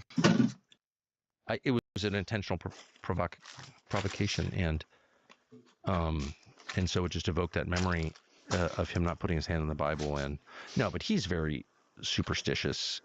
I don't know if that's even the right word. He's a believer in supernatural power strongly. Well, these people, they all are. This they all big are. ass, thick ass religious people in brown the bag. world are the people who lead countries. They're not gonna fucking allow us to fucking. They're under the most pressure. The most is at stake. Like, they thought this through. That's so wild. I'm not saying they're all Baal worshippers or Satanists. Or I'm not saying that, but they believe that they're living out a destiny, that there's a plan, that there is a power they can draw from. They experience that. I've seen it. And in some cases, they are, like, involved in rituals. I've never seen that, but I think that's true. But in most cases, I don't think they're, like, going downstairs to sacrifice a goat at the pentagram. I don't think that, but I think they think they can speak reality into existence. I've definitely seen that with Trump as well, where, your words have magic power. They're incantations. If you say it enough, it becomes true. Like, they definitely believe stuff like that because it's true, by the way. And they're right. They're absolutely right. Those powers are real. anyone who's lived long enough has experienced that power, that supernatural power that enters the human body and heart and changes us. Has anyone who's lived long enough has spoken words that seem to come from nowhere? Who hasn't had that experience? When you live long enough and if you speak enough, you will have that experience where all of a sudden you say something you've never thought of before. You have an insight that didn't come to you, that came through you. It's happened to me many times. And I think it's happened to most people who are honest and think about it a little bit. And certainly our leaders, because they are under enormous pressure. And when you're under that much Our pressure, leaders are things in come North into West. stark Shut the relief. fuck You up. don't Sorry, float through Tucker. life Sorry, bro. when you're running a country. Like it's one hyper Sorry, intense guys. moment to the next. And so Sorry. like the most intense moment you've ever had in your life or I've ever had in my life, that's like a Wednesday morning for them. And so they're Sorry, Tucker. hyper aware of this stuff. Has Now Trump you're asked you to really pray before? Absolutely not. when you're Trump's fucking hostile to traditional Christianity. when your And fucking salary is very. $1,000, yet you're So, fucking yeah. on And the I am you're sad fucking about coming out of your Trump is mad at Christians for opposing multi-millionaire. abortion Sorry, bro. and mentions it a lot I have no sympathy for you. in private, a lot. And he's very annoyed by it. And opposition to abortion annoys him What's a lot. up? He's mentioned to me like 30 times. I vehemently oppose abortion, just to be clear, because I think it's killing a child. Like, what are we doing? But I haven't argued with him about it. I just listened. Maybe I should have, but I didn't. But he's got a really strong view on that. And I don't understand these There you go. Christian leaders, self-described Christian leaders, going in and endorsing violence. I don't see any part of the New Testament that would justify that or inspire that. And it seems really clearly evil to me. I could be wrong. I'm hardly a theologian. Don't come to me for theology, but I don't see that at all. I see the opposite, actually. Come on, put it in there. There you go. I think in general, Christian leaders should be very careful about lending their moral authority to political figures. Like their job is to change the political figure and make him more Christ-like. It's not to become themselves more like a politician. And unfortunately, when religious leaders and powerful temporal leaders mix, it tends to corrupt the religious leader. It doesn't have to be that way. I mean, you can imagine a world in which a spiritual advisor elevates a leader and gets them thinking about things that are really important, like God and like the humanity of people, stuff like that. But mostly it doesn't work that way at all. Like Franklin Graham goes into the White House and it just degrades Franklin Graham. You know, it's sad. You told the New York Times being around Trump is like smoking hash. Yeah. It's like I haven't smoked hash in a long time, but I remember as a child smoking hash fairly regularly. Do you think Donald Trump has supernatural powers? I'm glad I don't smoke hash anymore because it makes you out of it. I remember that. Well, I think supernatural power flows through all of us. I mean, it does. That's a statement of fact. It does. We are at times in our lives possessed by something that's not from us, and it makes us better or worse. I've already explained the window into that I had in one day, but it's part of the human experience, and it's a lot less unusual. It's a lot more familiar than we admit, and we're all like either sucked in by or intentionally playing along with this absurd lie that like there's a supernatural realm out there somewhere, maybe, probably not, and then there's all here. What the fuck? Come on. It's all we're coming into contact with the supernatural, with the transcendent, with the above nature, the impossible to measure by science world constantly. And it happens.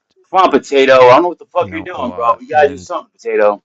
Partly because I have experience with alcohol and drugs as a younger man, which thankfully I've been liberated from, but 25 years ago. But, you know, anyone who drinks a lot or does a lot of drugs can, if they're honest, can recall moments where you're just like seized by evil. Just being honest. They're seized by evil. When I read parts of the Hunter Biden laptop, I knew Hunter Biden well, and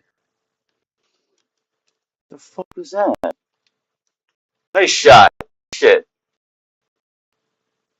I always thought that. I was like, this is what happens when you do a lot of drugs. Like you are moved by evil spirits. Like, sorry. People who don't believe that have never experienced. I have experienced it, so I know.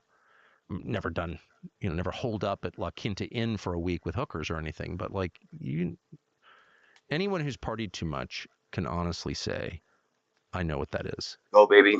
And why is that? Is there something inherently demonic about alcohol and drugs? I don't know. Maybe, maybe not. Probably not. I mean, I don't think alcohol is inherently demonic, but it lowers your resistance to being influenced for sure. So it's a long answer to a short question. Is Trump? Yeah, I mean, of course. I do think that Trump, he would not describe it as a spell, but it's obvious to me, and I've experienced it a lot, that Trump uses a kind of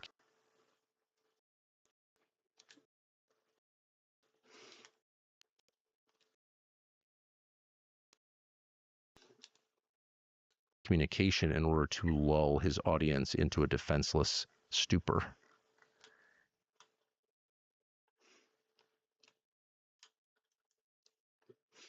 I was going to sit back here and play defense because I'm not trying to give up the sleep.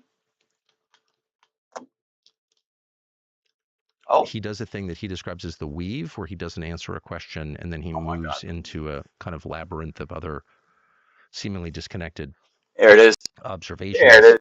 And the reason that it's not merely the rambling of an old man, and he is an old man, he's 80, but it's more than that, because he brings you back as in a labyrinth to the beginning.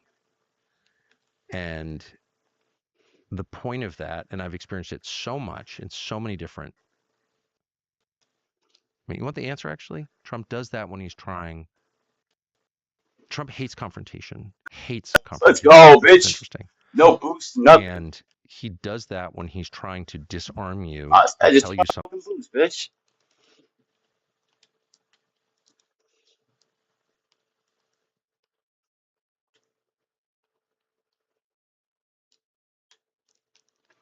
Oh. I was just in a bad spot. Oh, shit.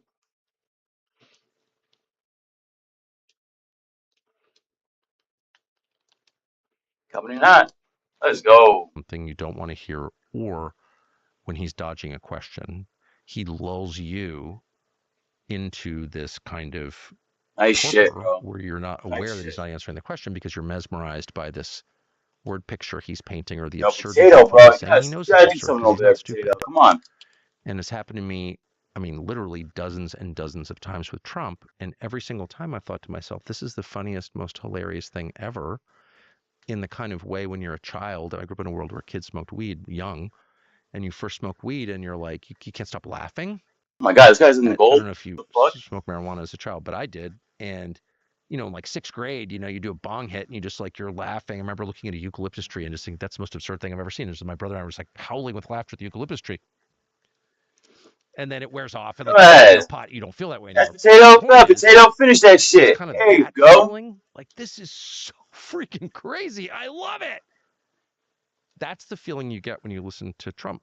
That was a Mortal Kombat. Talk like that. So then the question becomes like, does he know he's doing this? And the answer is, oh yeah.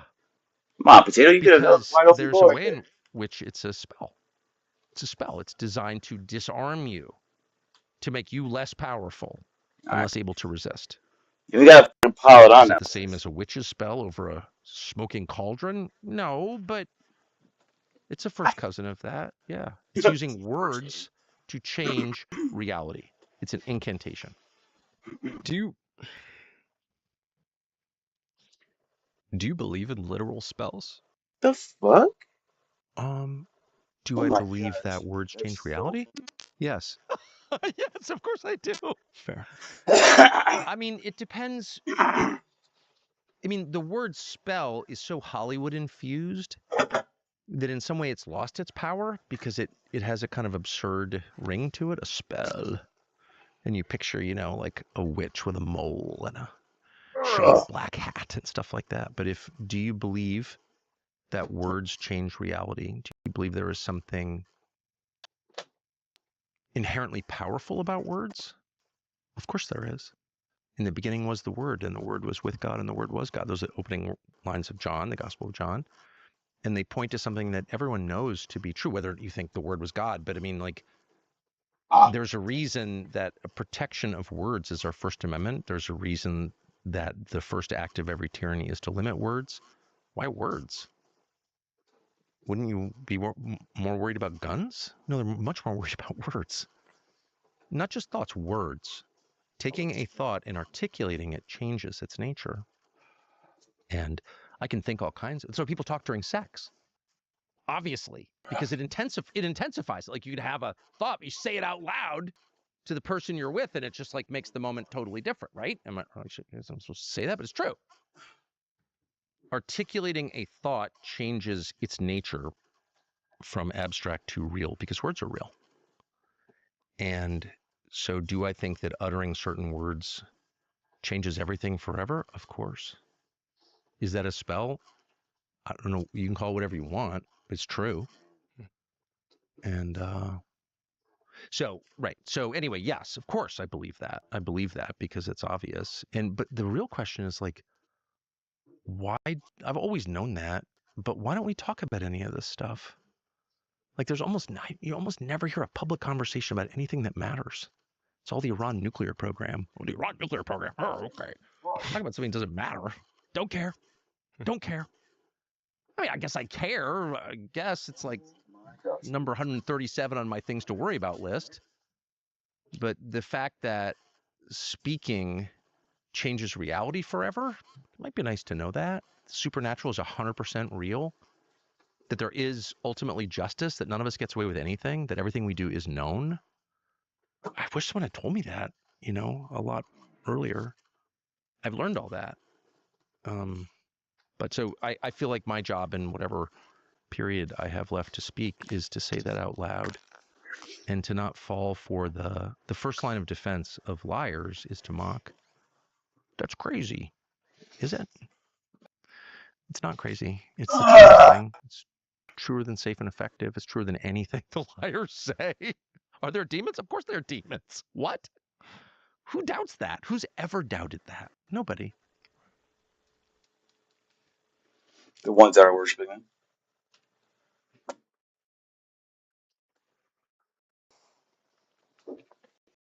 Tucker,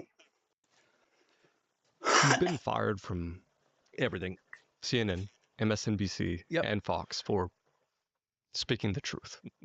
Or for some reason, not for sexual harassment. I'll tell you that. I think I'm the only person who ever got fired for TV other than for sexual harassment. I guess I don't have much game. What's the one thing you're not allowed to say at this point in time? Like, what's the one thing that you, Tucker Carlson, could say that would get this entire podcast deleted? I don't know. It's a good question. I mean, the barriers have dropped. I mean, I mean, because I've been in the talking business for 30 years, I've thought a lot about this, and like, there are all kinds of things that I don't care to say, actually, that I think that I'm not sure are true. I have all kinds of attitudes and biases that I either inherited or picked up along the way that are like ugly, and I don't want to give voice to those. I mean, in other words, just because you think something is true doesn't mean you have to say it. You're under no obligation to say everything is true. I don't know who came up with that rule. It's not a rule. Some things I'm totally happy to keep to myself. So, with that said, what do I think is important to say that I'm positive is true, that is deeply unpopular? Well, I've said an awful lot of those things. But the one area that I really noticed that it's so verboten that it's like it's not even discussed. Like the way to censor something effectively is not to react to it with "How dare you, racist," or whatever the name they call you. It's just to totally ignore it. Is not allow it to rise to the level of like public awareness. Yeah, potato, let's go, potato. I can't even, whatever. Just shh. And anything having to do with the spiritual realm usually falls into that category. And I don't ever talk about UFOs because I don't know the answer and because there's so much lying about them. But I did spend, over a year really looking at it carefully. And the one benefit of the many benefits of my job, for me, the most satisfying benefit of my job is that I am literally paid to go satisfy my curiosity. If I'm really interested in something, I can call anybody I want, and some of them will return my call. And so I did. I called everybody from President Trump to, I was just really interested. Like, what is this? It was clear in 2017 when the David Graeber stuff came out that was like, wow, this is actually real. Watch it. What Watch is it. it? So I embarked on this whole personal thing. I never talked about it in public, like just trying to figure out what is this? And I never really got to the answer. Yo, But potato. I mean, I have my own views of it, but I think they're spiritual entities. I've said that, but I don't, I don't have proof. The one thing I know for sure is that the U.S. government has lied. Of course, we all know that. But what have they lied about? The thread that connects all of their lies is these are not supernatural. These are beings from another planet. It's a parallel civilization in space somewhere. They're little green men. So I have learned from vast experience that if you want to understand the truth about something, understand the nature of the lie first. Like, there'll be a topic and everyone's lying about it, and I want to know what's true. It's hard to find out what's true because it's all classified or whatever. You can't actually get to the truth, but you can assess the lies they're telling you. And if all the lies have one goal, to obscure one thing, you can be pretty certain that's the truth. Right. Does that make sense? The law of convergence. The law of convergence, the X-ray theory. Like, look at it in its reverse contrast. And so, yeah, that has been the consistent theme in the disinformation campaigns ongoing since the Second World War about UAPs. There you go. These are not supernatural. So, and then you ask, well, like, why would they care? Why would the Pentagon, which has led this, why would they care whether people thought they were supernatural or not? Why would that be important enough to spend some untold number of millions and, 80 years hiding? And I don't know the answer, but I think it's very evocative. It really tells you a lot about the nature of this. It's evil. And of course, the connection to nuclear technology, which is clearly there. I don't fully understand it, but there clearly is a connection between nuclear technology and these sightings, obviously, noted for many years. So I think that there is a determined effort to deny a reality beyond the material reality. And so my suspicion is that's the real red line. I'd say what's not the red line is racism or sexism or anti-Semitism. I mean, they try to inspire those things. Our leaders want more of that. They want, clearly they want this. I think they want it. Why would you have Black Lives Matter protests exempted from COVID laws unless you wanted to make people racist? Of course. Why would you have Mark Levin on TV unless you wanted to create anti-Semitism? Obviously. I'm not falling for it. I'm not going to be an anti-Semite. I'm not going to be a racist. It's against my religion. I'm not falling for it. But they clearly want it. Clearly they want it to divide our society, obviously, so they can rule it more efficiently. What was that about? That's just elementary and very clear to me. But what do they really not want? It's not what they say they don't want. I don't want you to be transphobic. Okay. Like you care. You don't want me to acknowledge a power higher than yours. That's what you really don't want. And so I suspect that is the actual red line. Come on, get it. Do you think the lie is different at every level? Lie is different at every level. Every level of government? I guess if there's levels to truth, levels of things being classified, like, do you think the people at the top are being told lies about things? Oh, no. Do you think there's That's a great question. That's like a late night dinner table conversation I have with a lot of government officials. There you go. Let's fucking go. Let's fucking go. It's hard to know. I don't know the answer.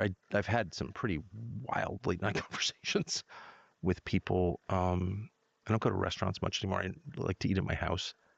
But I love dinner table conversations. I grew up doing that. We didn't watch TV, so we always had these like 6-hour dinners at my house, and I still do that a lot, every week. And wild stuff. But the wildest thing I ever heard, there were no specifics at all, but I was speaking to someone, actually a Democrat, but he was a good guy, very smart guy who had a very high-ranking job in the U.S. government, like access to everything kind of job. And I was pushing him like, what do you know? Da, da, da. And he said, you Yep. know, I know a lot. I've seen a lot. And he would have seen a lot. And he goes, but there's really only one thing I know that I would never tell anybody. And I was like, really? He goes, I would never tell anybody. I'd be killed before I told anybody. I said, well, why? And he goes, because you could end humanity with it. That's all I know. That's all he said. But I'll never forget that moment. We're sitting by the fire in my house. He said that. So I have no idea what that means. Maybe he's making it up. I don't think so, though. But I don't think so. I mean, I do think, like, the secrets that, are there, like, we already know, kind of, the outlines of it. A lot of the big history-changing events are not, the version that we're told is not strictly speaking true. It's partly true. But it's not the whole story at all. And some of it's like very, very obvious. And, the Kennedy assassination was like so clearly at the time in November of 1963, people were like, oh, what?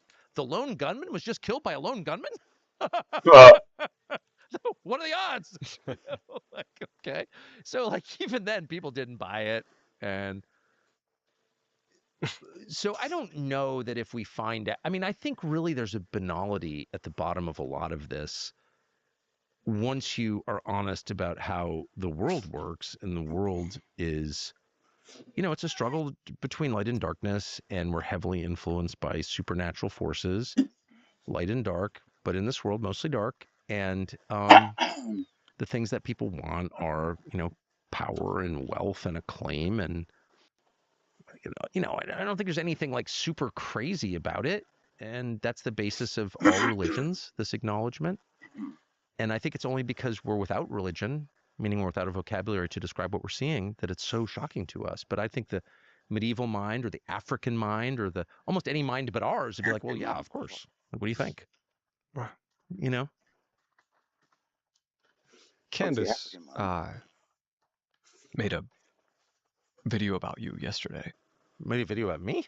It was about a dinner that you'd had with Charlie and Erica Kirk. But on that topic, I wanted to ask, what was your last conversation with Charlie Kirk? I don't remember, and I've never gone back. I got sucked into some lawsuits, and so I put my text on auto delete, which I never should have done.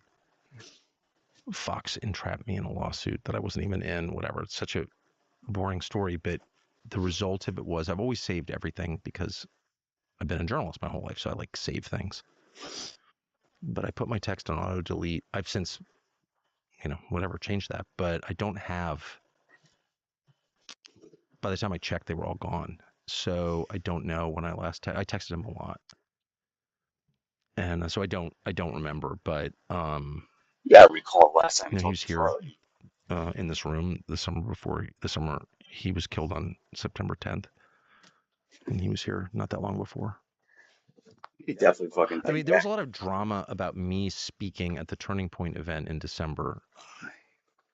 Not for me. I was happy to, but there was so much pushback against that I had many conversations with him about it, and they were all basically along the lines of this. I said, oh man, this is awful for you. I don't care, by the way. I talk enough. I don't know. I insist. I'm not giving into this. All the neocons, all the Israel agents of Israel were pushing him really hard to cancel me. Trump is just getting elected against cancel culture, and all of a sudden, like, Josh Hammer and like that weird weekend host on Fox are like determining who's allowed to speak in public. And the whole thing was so crazy. I couldn't hardly believe it was happening. It was just a foretaste of what we're going through now. But anyway, whatever. The point is, I talked to him a lot about it, and I was always like, dude, I do not need to do this. And he was absolutely insistent. That's true. He was absolutely insistent on it. And his views on Israel were not very different from mine at all. So there's, of course, a big effort to lie about that. But it is a lie. Because I talked about him a lot. And so anyone who's telling you that he was a blind supporter of Israel is lying, or didn't talk to him. but I did. I talked to him a lot about this topic. So, why would someone say that? You know, I don't know. I haven't really weighed in on the Turning Point thing. You know, I've always I've known Erica for a long time, and I mean, since she was dating Charlie, he introduced me to her. I had lunch with them, and I've always really liked her, and I felt so sad for her when he was murdered, and I still feel that way. Wow, I know that that guy's she's taken a lot of grief. I right haven't participated in any of it. I don't read it. I really try to stay away from it. But I feel sorry for her. But, you know, there were people there who I know well at Turning Point who all of a sudden found themselves in positions that they didn't sign up for, they weren't hired for, and they weren't suited for. And they've been under enormous pressure, and they've done a really bad job. I don't know what to say. I feel sorry for them because they didn't sign up for it, actually. Charlie got murdered, so they're doing their best, and they're not suited for it at all. And they're under all this pressure. Why? I think they've made some bad decisions, and, you know, not supporting Massey, not demanding that Trump end this war. Fuck. Those are major failures. Like, Charlie was aggressively anti-neocon. He said it a lot. He couldn't be clearer about that. And so, you know, I think for the sake of his memory and consistency, and also just decency and the country, they should have continued with that posture, but they didn't. And I know they're under tons of pressure, and all these creepy donors, you know, who are like care about Israel more than the United States. Okay, well, you know, life is hard, and you want the job, you want the salary, you get in there and do what's right. I don't have as much sympathy, even though I have sympathy for them personally. Like, these are people I like a lot and have not criticized, don't plan to criticize, but it makes me sad. So that's how I feel. I don't want to fuck. ask about Candace's video. I think you've implied it from what you've said, but Charlie was very anti-neocon. I just want to be clear, very. And anyone who says he wasn't either didn't know him or talked to him or is lying. It's like literally that simple. And would you suspect that his wife had very differing viewpoints? You know, she's taken so much heat, and I have said, I'm sure I'll be attacked for saying it because she's like taking so much heat, but I've always liked her, and I feel so sorry for her. And no, she did not have, so far as I could tell, who knows what people really think? Right. But I can just tell you that it was definitely, I want to underscore, definitely not my impression that Charlie was like anti-neocon and she was like some secret neocon. Like, that was definitely not my impression. Now, who knows what, you know, that guy, I actually texted with her 2 days ago. I haven't talked to her, but I'm going to, and I like her, and I've just tried to stay out of it. If you really knew what was going on, I think in order that you're the of what I think, I'll just tell you what I think. I think it's hard for me to believe that Charlie was murdered because of his views on trans rights. Maybe he was, but anyone demanding that I believe that without evidence is an enemy of the truth. That's what I think. Okay, so if you think that, prove it to me, but don't scold me or tell me, you know, Candace Owens anti-Semitic. Oh, be quiet. You know, he was my friend, so I'm not. Why would I stand for that? I'm not standing for that. I think it's unlikely. That's my personal view. Maybe I'm wrong. I'm waiting for the trial, but I don't like at all the way they've handled this at all. And Joe Kent, who I know very well, and is an honest and reasonable person, not a hater at all, not a hater of Israel or any of this nonsense. He's an honest man with the highest level security clearance, said in public to me and others, there was evidence, not proof, evidence to suggest foreign involvement in this. Doesn't mean there was foreign involvement. It means that there are threads we need to follow, leads we need to track down, and the FBI refused. And the FBI has not responded to that. So as a friend of Charlie's, an actual friend of Charlie's, I think it's fair for me to say, what is that? It's not an attack on Turning Point or anything. It's just like, what is that? And no one will answer the question. Shut up, anti-Semite. How's that? It's nothing to do with that. This is my friend gets murdered. And here's a U.S. official saying that our main domestic law enforcement agency didn't follow up on all leads. So is that part of a conspiracy? I have no idea. But it's negligent at best. And I'm just amazed by, maybe I shouldn't be amazed, but it's like people just square off into their camps. You see this in our politics too. So-and-so's he's a liberal, he's a Democrat. We got to hate him. Well, okay. I'm against liberals. I've never voted Democrat, never will. I don't think, but maybe he's saying something true. Maybe we should just assess what people say on the basis of whether it seems right or not. And if they raise a valid question, let's get an answer to it. And this has immediately devolved into this, like, fight between two people. Well, okay, it's bigger than that. I mean, I literally had someone text me who I know very well, scolding me, like yelling at me in a text, like, you said something nice about Candace Owens. Well, I love Candace Owens. She's like a friend of mine. I haven't followed all of this. Like, I have no idea, right? I don't know the details, and I'm not going to be scolded into following it. I don't want to. It's upsetting to me. I don't want to. I just want someone. But anyway, the point is, like, I'm not allowed to be friends with Candace Owens because you just, like, what is this? It's like Cultural Revolution stuff. I'm not playing along with it at all. I like Candace Owens a lot, and I've always liked Erica Kirk. Sorry, and I feel sorry for Erica Kirk.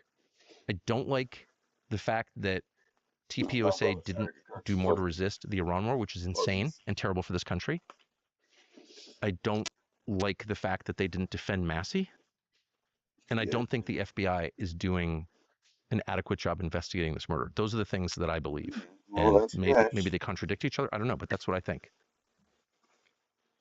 You'd also said they didn't investigate Trump's last assassination attempt. He shut it down. He shut down the investigation of Jonas attempted murder. That's a fact. That's not something I made up. That's something Dan Bongino told me. So, and it's also obvious. It's obviously true. And I found out that by accident, and I had no interest in, like, looking into Butler, but somebody sent me, randomly, someone I never met, sent me the real social media posts of Thomas Crooks, which the FBI had hidden. And I confirmed that they were real, and they are real. And the FBI has now confirmed they're real. So that was just random. That just happened to me one day. Okay. Didn't expect that. And that fact, that unexpected fact, put me into contact with the leadership of the FBI, including Dan Bongino. And they attacked me for bringing this information to them before I even put it in public. I was like, hey, I got this. You should know this. And they went crazy on me. And I don't respond well to that. Why would I?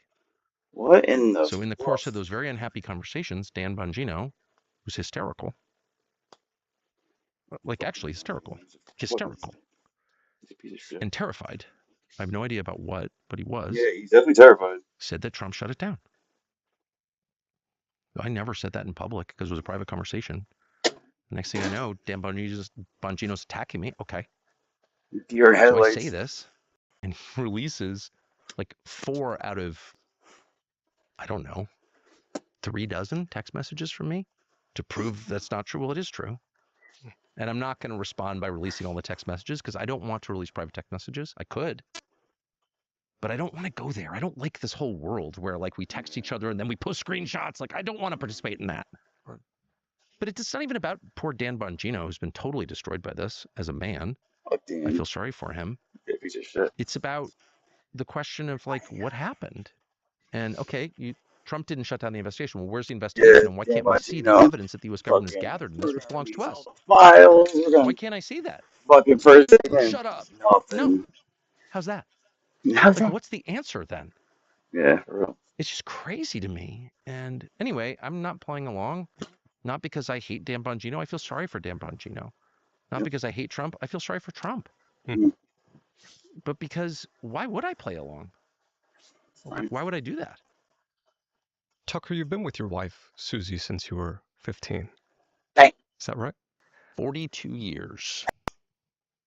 What does she understand about you that would surprise people listening to this? Oh, I have no idea. I mean, the self-awareness level is very low. I have no idea. I think she likes me. She's nice to me this morning. I think she likes it. She's a great person. The best person I've ever met by far. No, my wife is a great person in my view. And we have, I hate even to say it because it sounds so braggy, but like a very unusually happy marriage because she has her I've never met anybody who's more totally focused on her priorities. Like, she believes certain things are important and other things are not important. And she spends 100% of her day on the important things. Period. I've never met anyone who's less distracted by the noise than my wife. She does not even hear it. She tunes it right out. If it doesn't have to do with Jesus, her family, her dogs, her friends, nature, it is just not of interest at all. And she's not embarrassed of that. She doesn't feel the need to like play along and be like, well, actually, I think that, she's like, oh. It's not even a thing. It doesn't enter into her life. We don't talk about it.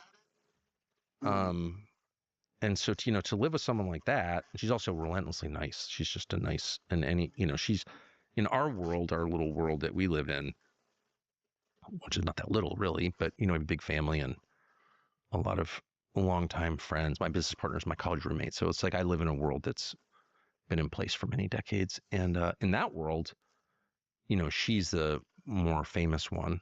Like we just had a big family event, a wedding, and she's really the star of our world because people just see her as a really unusual person. She's really an unusual person. I'll say that. Not like anybody else I've ever met.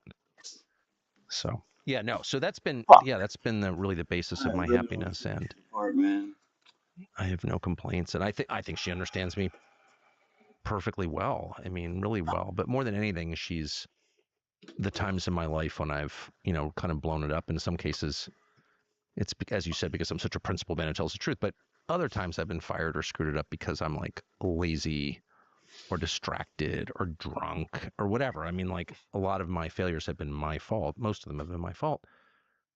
She has been, I mean, that's really when you find out who your wife is, when things don't go according to plan.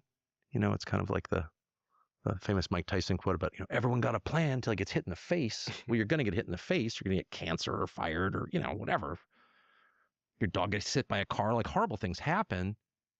And that's when you find out. And like the number of women who are like, what? We have to resign from the club? Like, I did not sign up for this. Like, I've seen people the wife gets squirrely, for real. My wife is just like, who cares? She literally said to me in my favorite moment ever, when I got fired in 2009, at the height of the financial crisis, we had to move because I couldn't afford our house. And I got fired because my ratings were bad, because I was lazy and disengaged and entitled, because I've been famous since I was in my 20s. And so I was like, pretty amazing guy. But I wasn't an amazing guy. I was like a lucky guy, but I didn't know the difference then. But anyway, I get fired. I totally blow up our life, and I have to go home and tell her this. I was in New York. I took the train home as a fired guy. Meanwhile, my wife we don't have a TV, so she doesn't watch my show. She has really only a vague idea what I do for a living, but she thinks that I'm like going to be king of the world. Like she's really all in. She's always been a big booster. So she has no idea that I've screwed it up. Like she has no idea. She has no idea that I'm like failing at work and get fired. So I go home and I'm like, I'll never forget, we're lying in bed and with the dogs, and I said, yeah, I just got fired and I don't know what we're going to do. And she goes, oh, just move to Vermont and we'll just live in Vermont. It's like way cheap in Vermont. This was back when it was cheap in Vermont, and we'll just like get a farm. We can afford that. We had like a little bit of equity in our house. And you can just write books for a living. That'll be so fun. Send our kids to public school. Like, it'll be awesome. Because we both obviously love New England and grew up coming here. So I was like, as soon as she said that, I was like, first of all, I married the right girl. Second, I was like, oh, I'll recover as long as I have her on board. Because you can easily destroy a man. Easily. They're fragile, like glass. Like, push them in some direction and they're just like hard as diamonds. You hit them sideways and they just shatter. And the fastest way to shatter a man is to shake his woman's confidence in him. Like, they can take on a full army. They'll go over the top of the trench and, run into machine gun fire. But like, if the girl's like, I don't think you know what you're doing, they just fall apart. Right. And so at that moment, that just gave me the strength, and I was fine. I mean, it took me many years to rebuild my life, but I never doubted it would be fine after that. So that is right there. That's been the basis of my strength. Your mom, she left when you and your brother, when you were 6. Mm-hmm. And you never saw her again. Is that right? Right. Now, not in regards to the will or the cases, but what do you actually remember about your mom? Not that much. She was, I mean, I remember honestly mostly positive things. I mean, she was a lunatic, like for real, huge personality, good looking, arrogant, um, so more like a man actually, kind of just like big, loud, aggressive personality, a little crazy, but kind of stylish, you know, totally negligent. I remember that because I remember getting hassled at school because of that. Like no one combed her hair. It was that kind of thing. But I don't have really bad memories, really.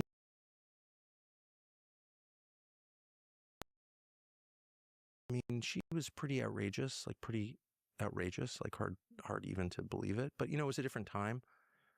It was the 70s. I mean, honestly, one of the reasons I never talk or think about it really is that social mores have changed so much. The society has changed so much. I grew up in this was Los Angeles in the Laurel Canyon or whatever in 1975. So it's just a different country, different kinds of behavior. People were outrageous. And so if you recount it now, it's like, what? But it wasn't that bad, actually. I remember thinking when I was little, like, I'm never raising my kids like this. I remember thinking that. I had that thought in first grade. I was like, I'm not doing this. Even then, I was like, I'm not doing this. This is not right. This is because little kids know there's drugs and stuff like that. So, but it wasn't. I mean, I had a much happier childhood than a lot of people I know whose parents stayed together. I mean, she split. So it was like, and my father was a really remarkable 1 in a million type person, like an unbelievable person. Never met anyone like that before or since. So that was such a blessing to us that when she left, it was like, boohoo. And, she wasn't a huge fan of ours, whatever, but that's her problem. That was actually a source of strength for us long term, I think, because like you can't control what other people think about you, including your own mother. So that was the lesson that we took from that. It's not up to you, and I never blame myself for it, which was a lot of kids, like if their parents don't like them, what did I do wrong? I never thought that. I was like, that's your problem. You're the adult. Like I always was clear about that. And it's not my fault. So I didn't spend the next 50 years being like, how did I go wrong? I was like, no, you're a nutcase. It's your fault. Like I totally externalized it. Maybe I'm the psychopath or something, but it just seemed, even in first grade, I was like logical. It was like, you like cocaine or whatever you're into more than you like us. That's on you, dude. So, and I still feel that way, and I feel sorry for her. I'm not mad about it at all. But we had actually a pretty happy childhood. So if you have like an out of control parent, and the option is living with the person or not, like choose the not. You know what I mean? Like, how is that good? It's not good. So she split. My dad was the opposite of out of control. He was incredibly eccentric and totally out of step with American society, and like a deep, free thinking, intellectual, crazy person who had this like utterly bizarre life, these weird attitudes, but like they were great attitudes. They were hilarious he was hilarious and like loyal and loving, endlessly supportive of us, endlessly kind to us. He was just an amazing person. Like my brother and I worshipped our dad from our first memories until the day he died last year. Like we never had a moment where we were like, dad's out of control, or we were like, dad's a little eccentric, like beyond what is even legal, but he's amazing. Like we loved him. So that like more than compensated for any drama we had with our mother. I didn't tell anybody about it for like the first 40 years of my life because it was so bizarre that I don't talk about it. And I had this amazing stepmother who was like an incredible person, beautiful soul, and just an endlessly kind person. One of the kindest people I've ever met. So what are the odds of that?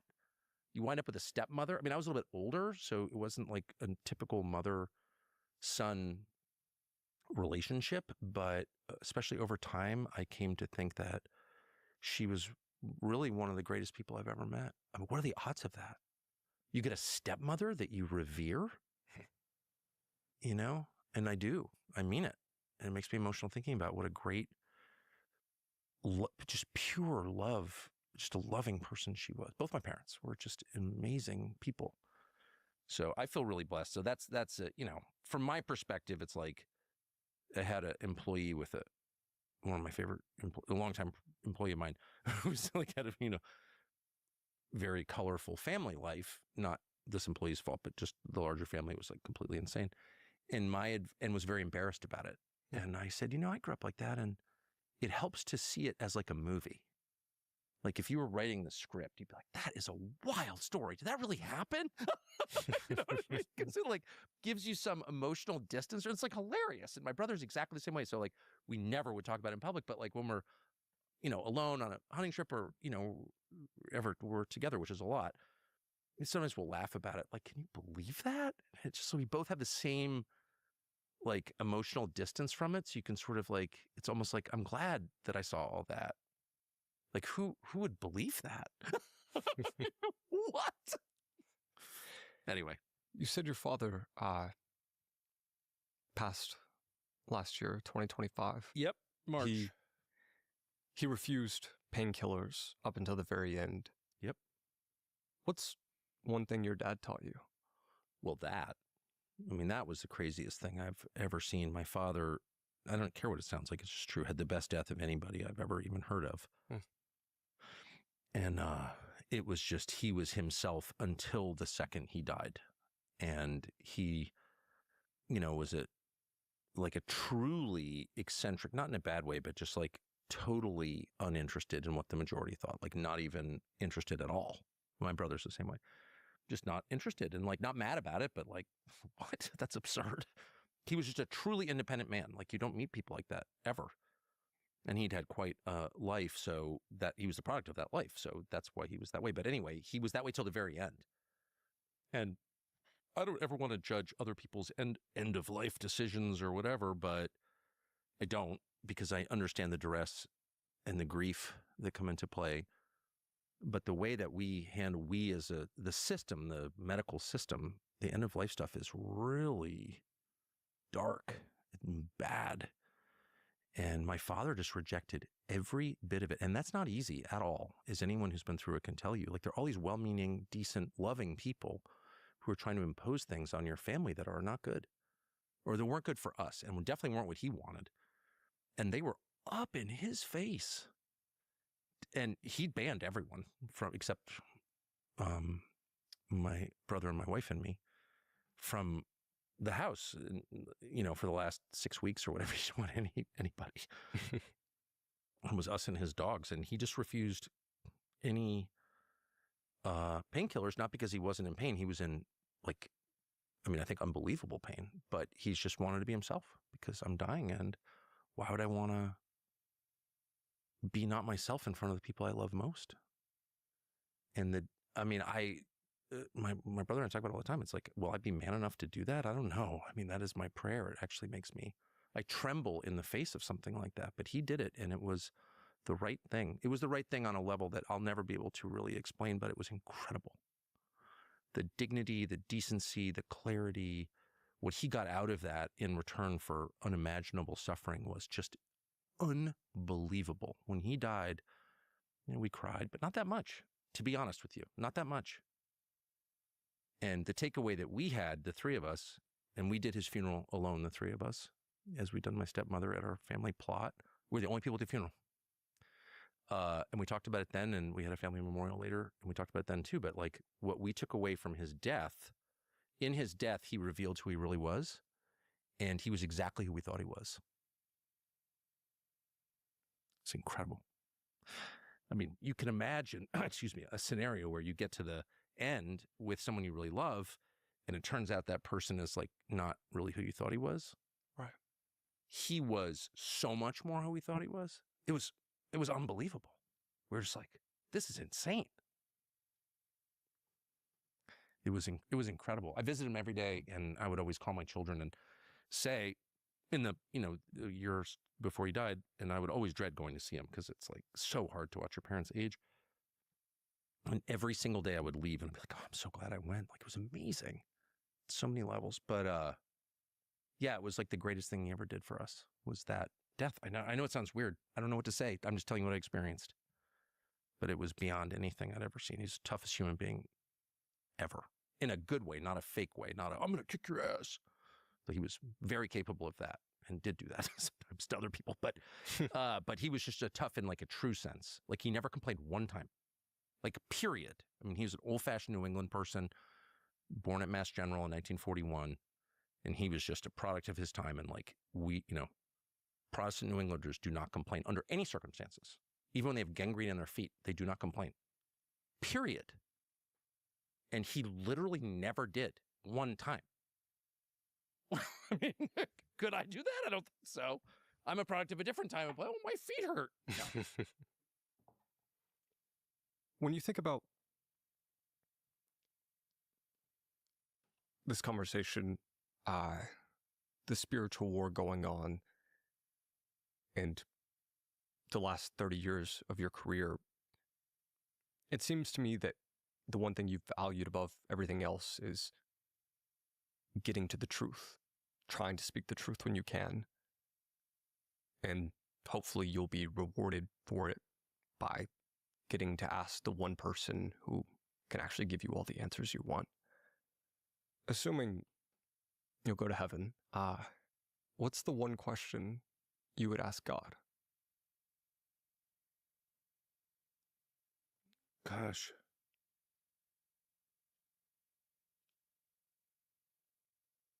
Can you let all my loved ones in? If I make it up, I'm going to argue on everyone else's behalf. Or I guess, what would you ask him now? Oh, what should I do? I mean, that is the question I ask. It's so unclear sometimes. The right decisions, what to say, what to try to inspire in other people. My problem has always been saying too much, talking too much. There are all kinds of warnings all throughout the Bible, Psalms, Proverbs, New Testament, to shut up once in a while and be thoughtful about what you say. I've always had a problem with that. I always talk too much. And I know that it's bad. And I know that sometimes I play out like my inner monologue in public. And I think that it has a bad effect on people, makes people paranoid or nihilistic, or, it's all fake. It's not worth participating. It makes people hopeless like that. Those are my worries for my own behavior. I also have the capacity to be mean. I'm constantly calling Tom Cotton gay or whatever, which I shouldn't be doing. Or Lindsey Graham or whatever. And I get so mad, I can't control myself. So I'm like mean, and then I pretend I'm not mean, but that is meant in cruelty, which is wrong. So getting control of myself is, a lifelong struggle, and I'm not very good at it. So, but like, what should I be focused on? What should I be saying? Because you get to the bottom, or what you think at least is the bottom of a lot of these mysteries, and this is how I feel anyway. I was like, yeah, I kind of knew that, 9/11 was pretty fake. Okay. What do you do with that? Well, it was entirely fake, but it's pretty fake. And okay. But what that's worth saying, because why? Do you know what I mean? Like, what is the point? Like, what am I trying to get other people to believe and to do? And I spend very little time thinking about that, and I want to think about that more. Because you never think anyone's watching. I mean, that's the other thing. To me, everything is my childhood. It's like the endless dinner party. That was always our family, and to this day is our family's main form of entertainment. Dinner parties, always had dinner parties, always. Place cards and like a bunch of people at the table, play games, and conversations, and that's just like my whole life, is sitting at a table, talking. And so sometimes I am not mindful or thoughtful about the effect on the listeners. Do you know what I mean? And you can like radicalize people by saying stuff that I think is true, by the way. I'm not doing it for ratings or whatever. I've never cared about that. Ask anyone who works here.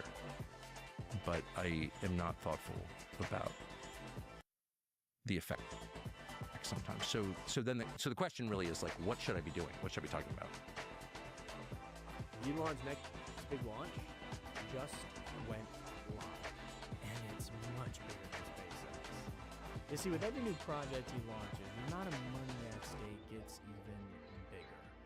First came electric vehicles, right? They disrupted a $6 trillion market. Then came space, a market worth $10 trillion. Then AI, soon to be worth $100 trillion. But what's next is the biggest of them all, by some distance. It could disrupt a $480 trillion market and make a lot of people money indeed. Now, want to be one of them? Well, it's crucial that you get the full story while you can. My name is Luke Langer, by the way. Now, I founded my own financial firm while I was still in college. I was mentored by 2 different hedge fund billionaires, and in 2020, after a study of more than 15,000 financial experts, I was ranked America's #1 stock picker. And I've called the rise of multiple winners, including Palantir, AMD, NVIDIA, and countless more. But now, I'm breaking what I'm convinced is going to be the biggest story of my career. And you don't have long to act on it. But if you're fast, I think you have a very rare chance to do something extraordinary with your money, even if you only have $1,000 to invest.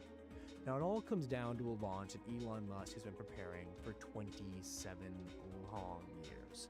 That has nothing to do with robots or rockets, but if he gets his way, it's going to change how millions of people across America look at their money. It could change how you pay your taxes, collect Social Security, and even plan for retirement. And in the process, Elon says it could unleash hundreds of trillions of dollars in new wealth. Now, I'm going public to show you how to collect your share. And it involves a radical new technology that could be 15 times bigger than Tesla, xAI, and SpaceX combined. Fortune calls it a game changer. And the IMF, Federal Reserve, US Treasury, Goldman Sachs, JP Morgan, and Fidelity all predict it'll bring rapid change to our financial system. But right now, the mainstream media seem to be totally missing the story.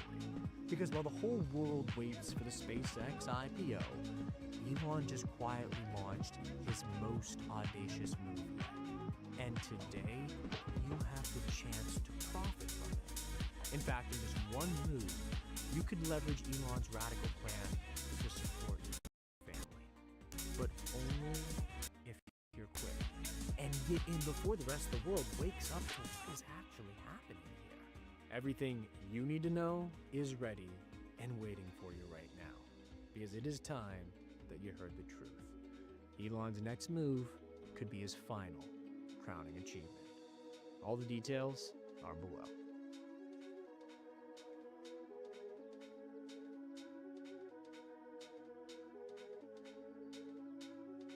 Design it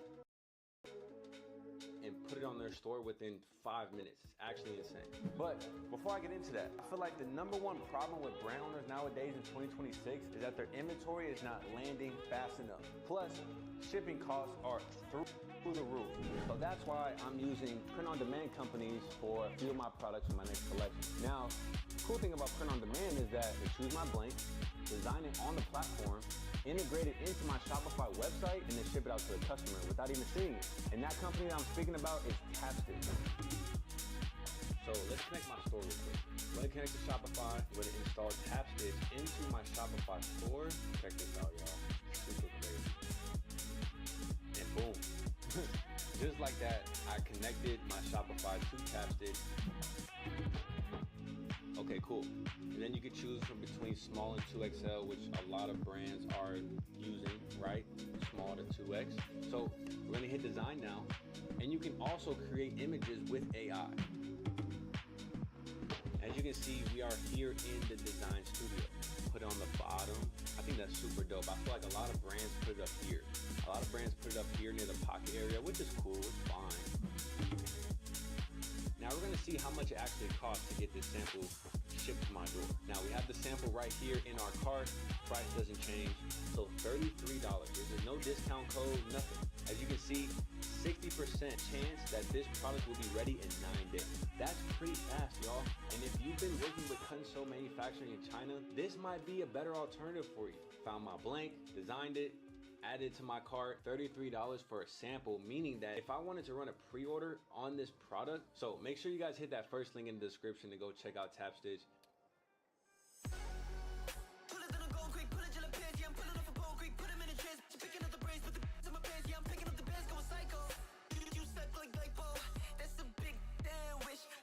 Can't do another segment on how 9/11 was fake. Okay, we know that. So what next? And I think I want to do segments that express the joy of life, because I do feel like there's a lot of joy in life. Other people, nature, those are the sources of joy for me. And how do I inspire that in other people? How do I uplift, not just tear down? Does that make sense? What would you guess he might say? Well, I should be talking about God more. I mean, that's the truth. I should be talking about God more. That's what matters. What matters is what happens in eternity. What matters is how you treat other people. And all of that is dependent on how you feel about God. And I should. And I'm just embarrassed because this is not false humility, it's true. I am very aware of my own shortcomings as a man, my own sins. So it's just, and I'm also not, from that culture at all where people talk about God all the time. It was always very, very, do not talk. The culture I'm from, it's like, don't talk about that. God or money, no. So it is hard for me to talk about it, but I feel like I should be talking about it more. I came to a similar realization, I would say. So I went on my first podcast, talked about God a little bit. How'd it go? It was good. I was trying to maintain this conscious effort of how do I say truth while also telling people that sometimes it's not worth looking into the abyss because it can pollute your mind. Yes. You can misunderstand it. That is true. And ultimately, everything that's happening now seems to me like it leads people down a path of anxiety. And I don't know, when you're anxious, there are two things you can do. You can pray to God or you can build technology. If it's dark and you're scared, you can pray to God, say that it'll be okay, or you can start a fire. That's the first technology. Or stockpile And it goes out from there. Right. Yeah. Those people might invade us, so we have to get guns so they don't do so. I bought a lot of ammo, I'll be honest. I'm an anxiety ammo buyer. But you're right, it's stupid. It is stupid. I mean, I like to shoot, but anxiety ammo buying is dumb. But boy, have I done a lot of it. No, I think you're right. Inspiring people rather than discouraging them, encouraging people not to stare at darkness is so important. And I think being joyful really helps. The Iran war has definitely derailed me in this category. I've been so mad about it that it's unhealthy. I'm coming out of that. But I whatever. I thought that I could influence the outcome. I couldn't. So part of it is wounded vanity, I guess, probably. But part of it is just this is bad. I'm not. So I've been staring at the darkness too much. And that's not. By the way, in my personal life, I'm not like that at all. I mean, I'm only like that at work. We don't talk about this stuff at my house. We talk about our family, which is big, huge, and interesting. And I could live in family world full time. Wouldn't make any money. It probably wouldn't be healthy for anyone else. But I could never leave my house and have various people come and stay with us and involved in all those dramas and the triumphs and the limited sadness and just a life of the lives of people I love. I mean, I could do that literally full time. So. And I think we should all do more of that, by the way. And so I should probably convey the joy that I feel every single day. Every single day, I feel happy to be alive and happy for all the gifts, mostly of nature, and sunshine and grass and pine trees and spaniels. And I really feel that stuff so intensely. It's crazy. But I almost never, it's always the people who run the country are horrible, which is so true. But on the other hand, they're already being punished because they live in a world without pine trees or spaniels or sunshine. They're indoors plotting world domination. Well, the joke's on them. It's not worth getting, okay? The prizes you seek are not worth having. They will not make you happy. They will make you miserable. Having $1 billion is not the road to happiness. I know a lot of people who do. They're not happy. Having a wife who respects you and kids who thrive and dogs on the bed, like that's way more important than $1 billion. And like I should just say that more rather than beat up on people who are already suffering. Right. Like the people who are suffering most are like, you think Lindsey Graham is happy? I should look at Lindsey Graham the way Wix didn't just help us build a website. It helped us build a movement. Right after graduating from college, we moved to New York. We were working busy jobs, and we immediately felt that we wanted to meet new people, and that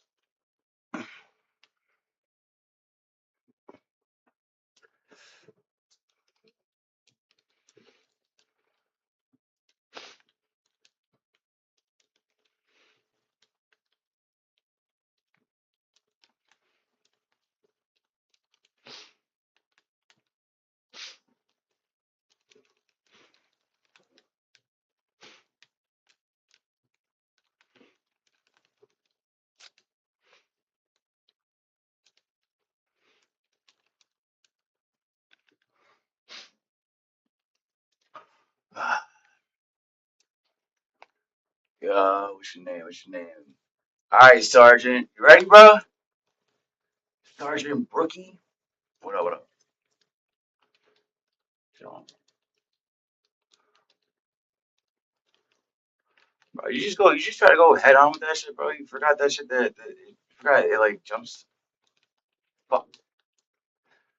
You never play hoops. Fuck. Well, you do know that. You do know that it starts with a fucking tip ball, right? No, I mean like regular basketball games. So, uh,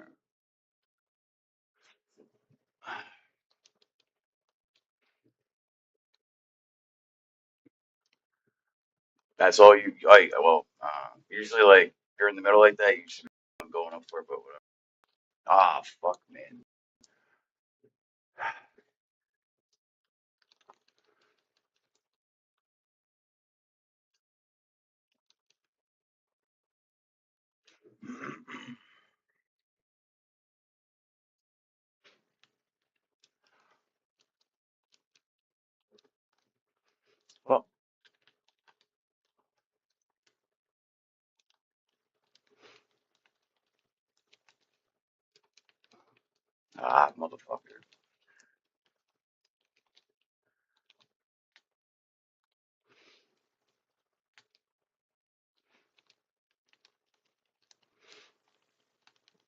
There you go. There you go. Fuck.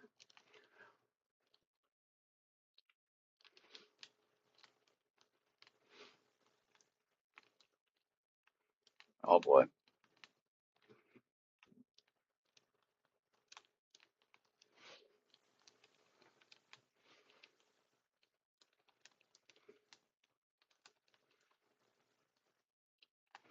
I got no boost. Fuck.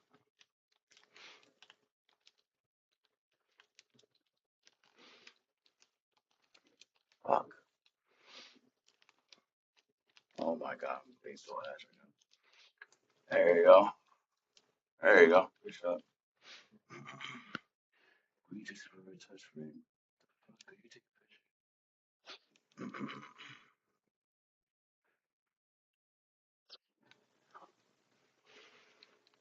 I got it.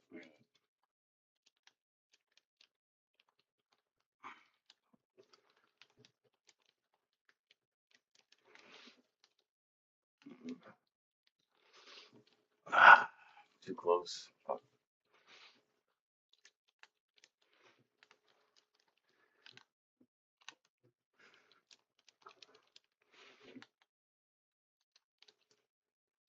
Fuck.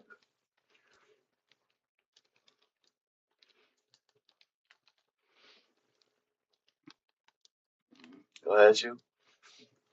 No, don't touch it. Don't touch it. There you go. Touch that shit. Get in there. Get in there. Fuck. You don't want to go. Actually, don't want to go home, bro. You do not want to go home.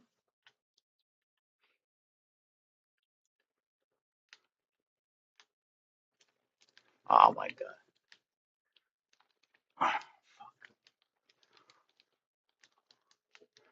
Nice, nice, nice. Good shit.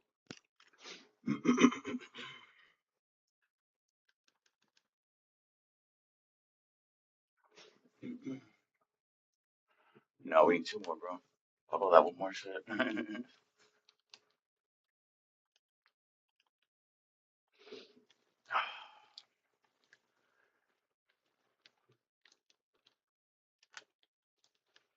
Oh fuck. Alright.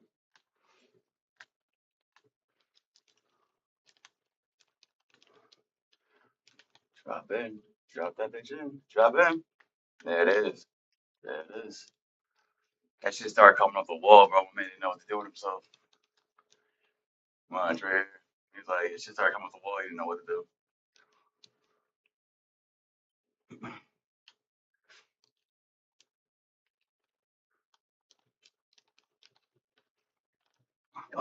Let's go.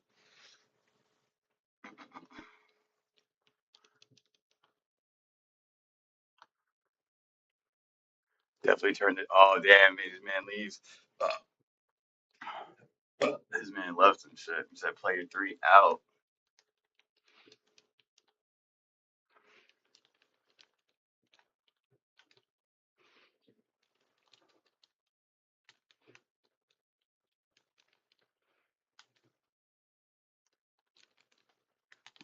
Most of it.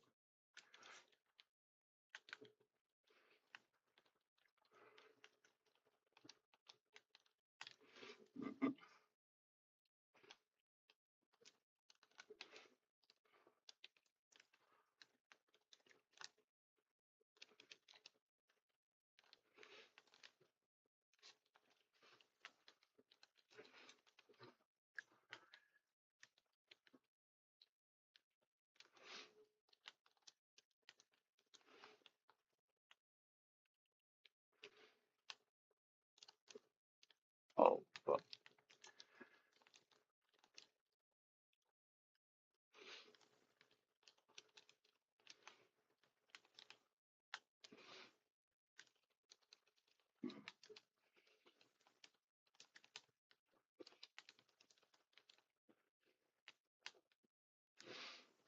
Ah.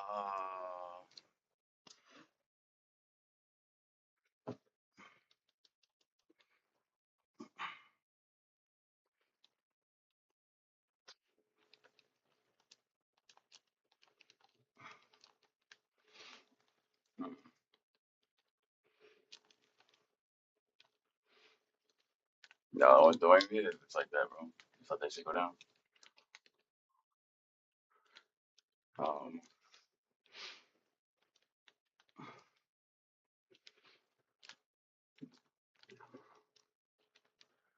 man. But there we go.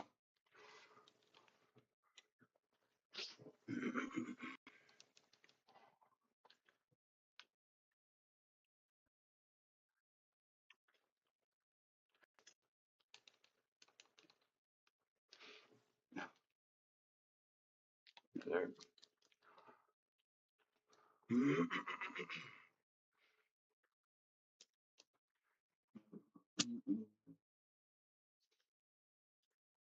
Um, alright.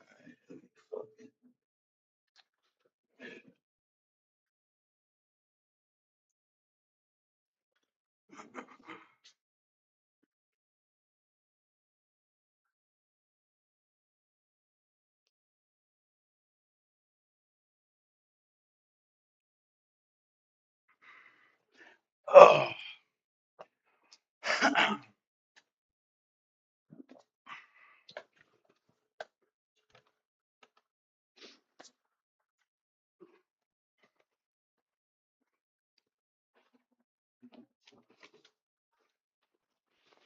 Damn right.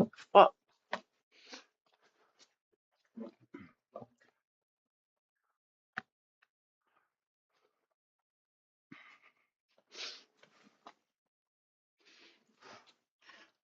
Ugh.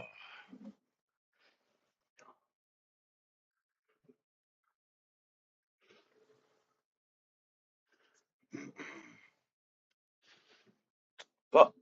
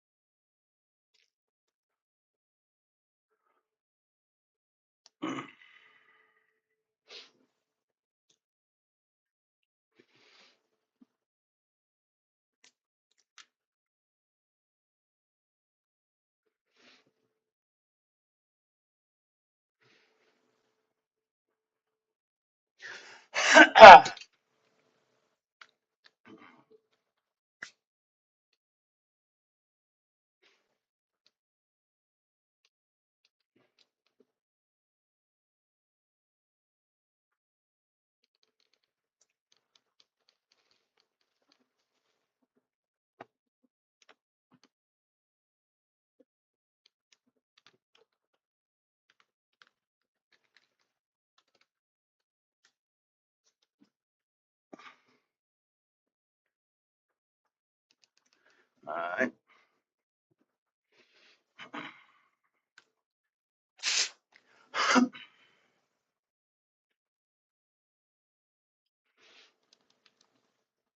You know what match this is or what?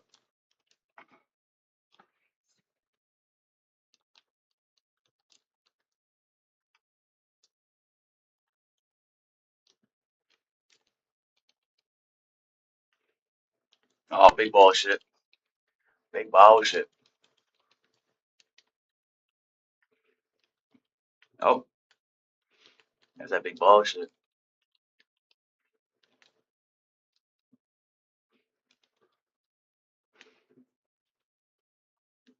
Oh man, you can't miss the big ball, though. Nah, I should definitely not going in, bro. Mm, good attempt, good attempt.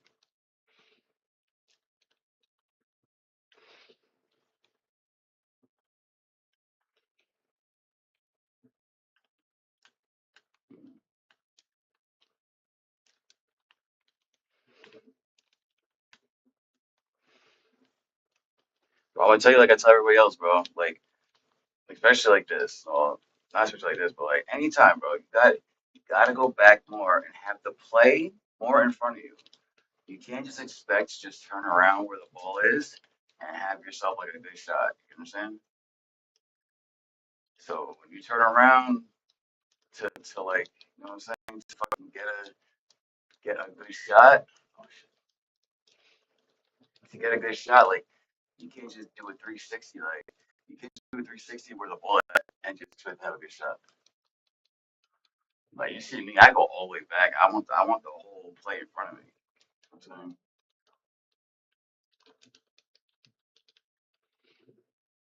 Oh, here we go. Ah,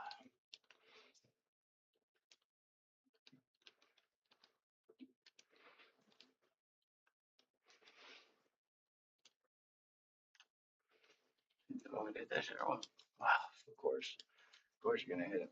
Fucker. Yeah.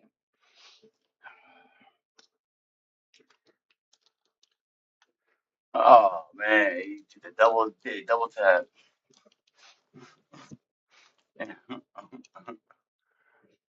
Just double tap that bitch.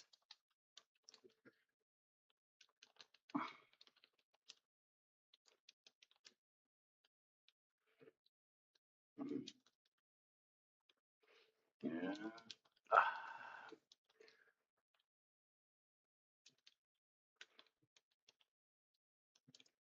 come on. Of course you don't. Ah. Oh, there we go. Backwards.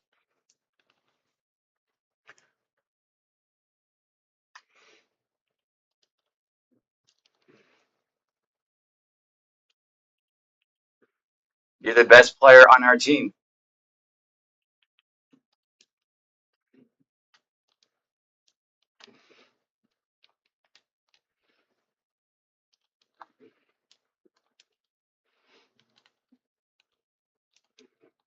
Uh, it's so hard to try and like. I forgot about that. It's so hard to like hit it in the air. Like to try and hit it in the air. Like you just start fucking floating. Oh, oh, oh, oh. You just fucking slam that bitch. That shit was pinballing all over the place. Um, calculations were on point. He said, "Wow, me." Oh shit. He's talking about me. I forgot that. Oh,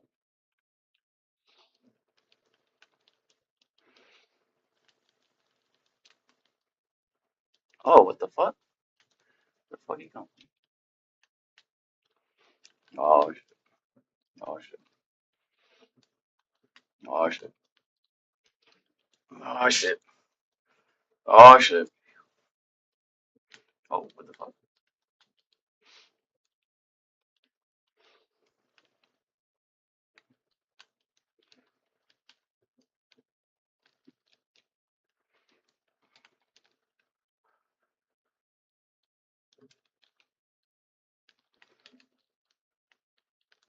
There you go. There we go.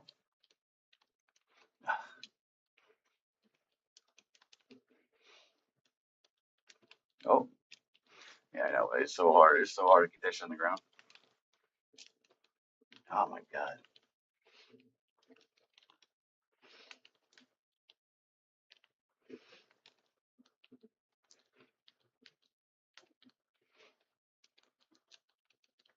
Fuck.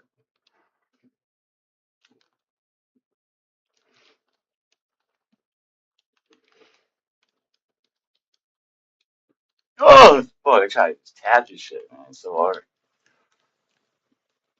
How the fuck I blow up? No. Oh no. Oh no.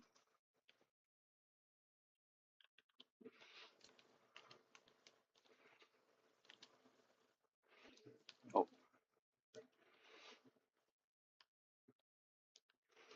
oh. Oh, you missed it.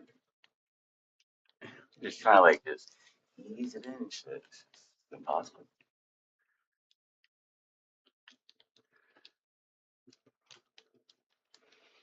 Oh, before the time. God, no.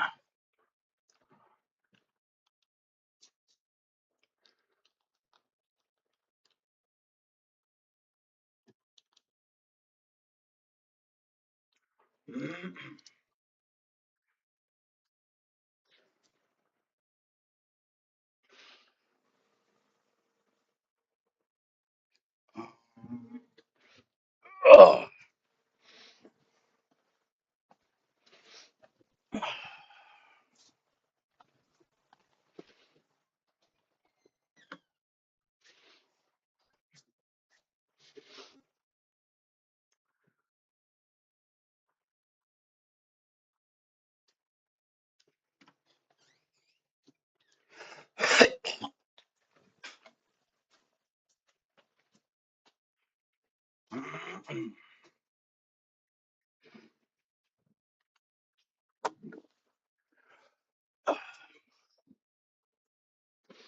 oh yeah, yeah.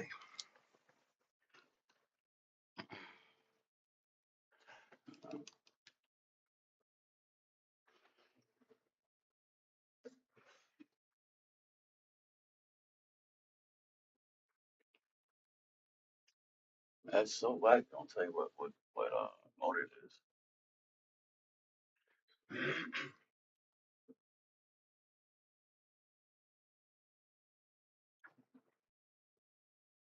Like, you think Lindsey Graham is happy? I should look at Lindsey Graham the way, God looks at Lindsey Graham.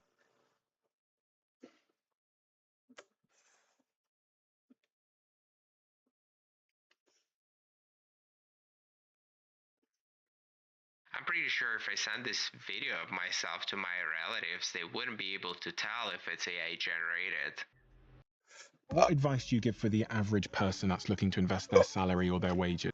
Don't own US stocks. That's a simple strategy that you can act on. But what about S&P 500?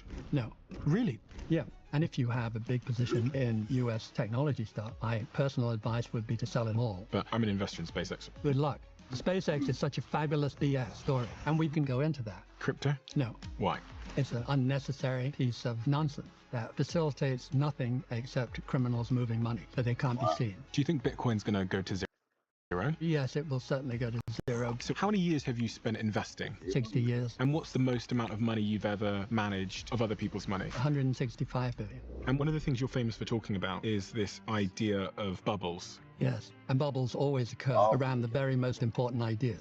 So the railroads, everyone could see that it would change the world. The same with the internet. And everyone wanted to put their money in. And so they overinvested. But this is the problem. Eventually, they bust. And if you look at the great bubbles breaking in Check out the my nuts past, and you bolts, find guys. that it's followed by really tough times, a miserable period for the economy. And the bigger the bubble, the bigger the bust. And now we're in the biggest investment bubble that arguably has ever occurred, AI.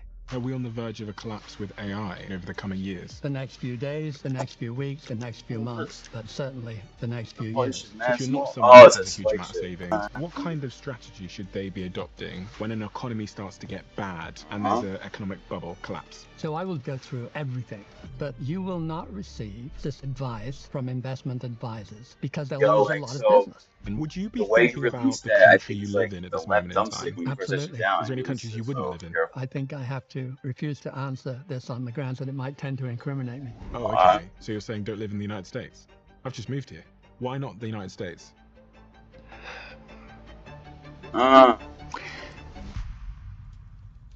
Let's go.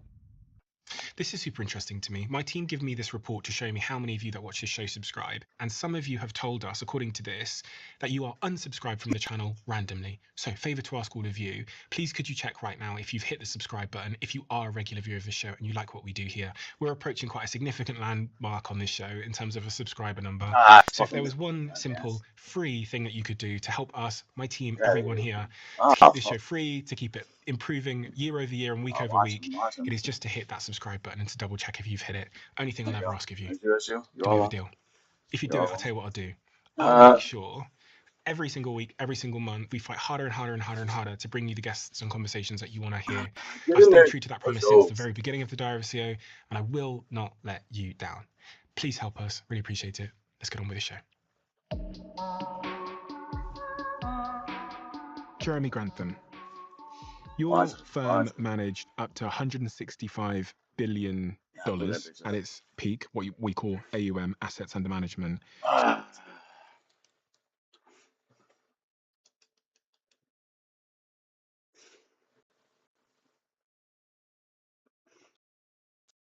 So you know a lot about money, you know a lot about investing. How do you sort of self-define your expertise? Because you traverse so many different subjects through your work. So if I said to you, how do you introduce yourself professionally? What is the answer? I can't think I ever do introduce myself professionally, but I think of myself as specializing in a longer term horizon than most people and trying to look at a higher and higher level of abstraction. What is really going on here? And what are people missing? I've discovered over decades that humans are incredibly short-term oriented, and they have an enormous predisposition to optimism. They're looking for optimistic news in everything. They're looking to avoid unpleasantness. The idea that you can have steady compound growth Bro, is don't even go ridiculous. for the One of boost my in the few beginning. heroes, Like, you're Kenneth just Boulding, trying to an get up on that economist, ball, like, as fast as he said possible. the only people who think you can have That boost, compound that growth boost, on a you need it. finite planet are madmen and economists, which is so accurate.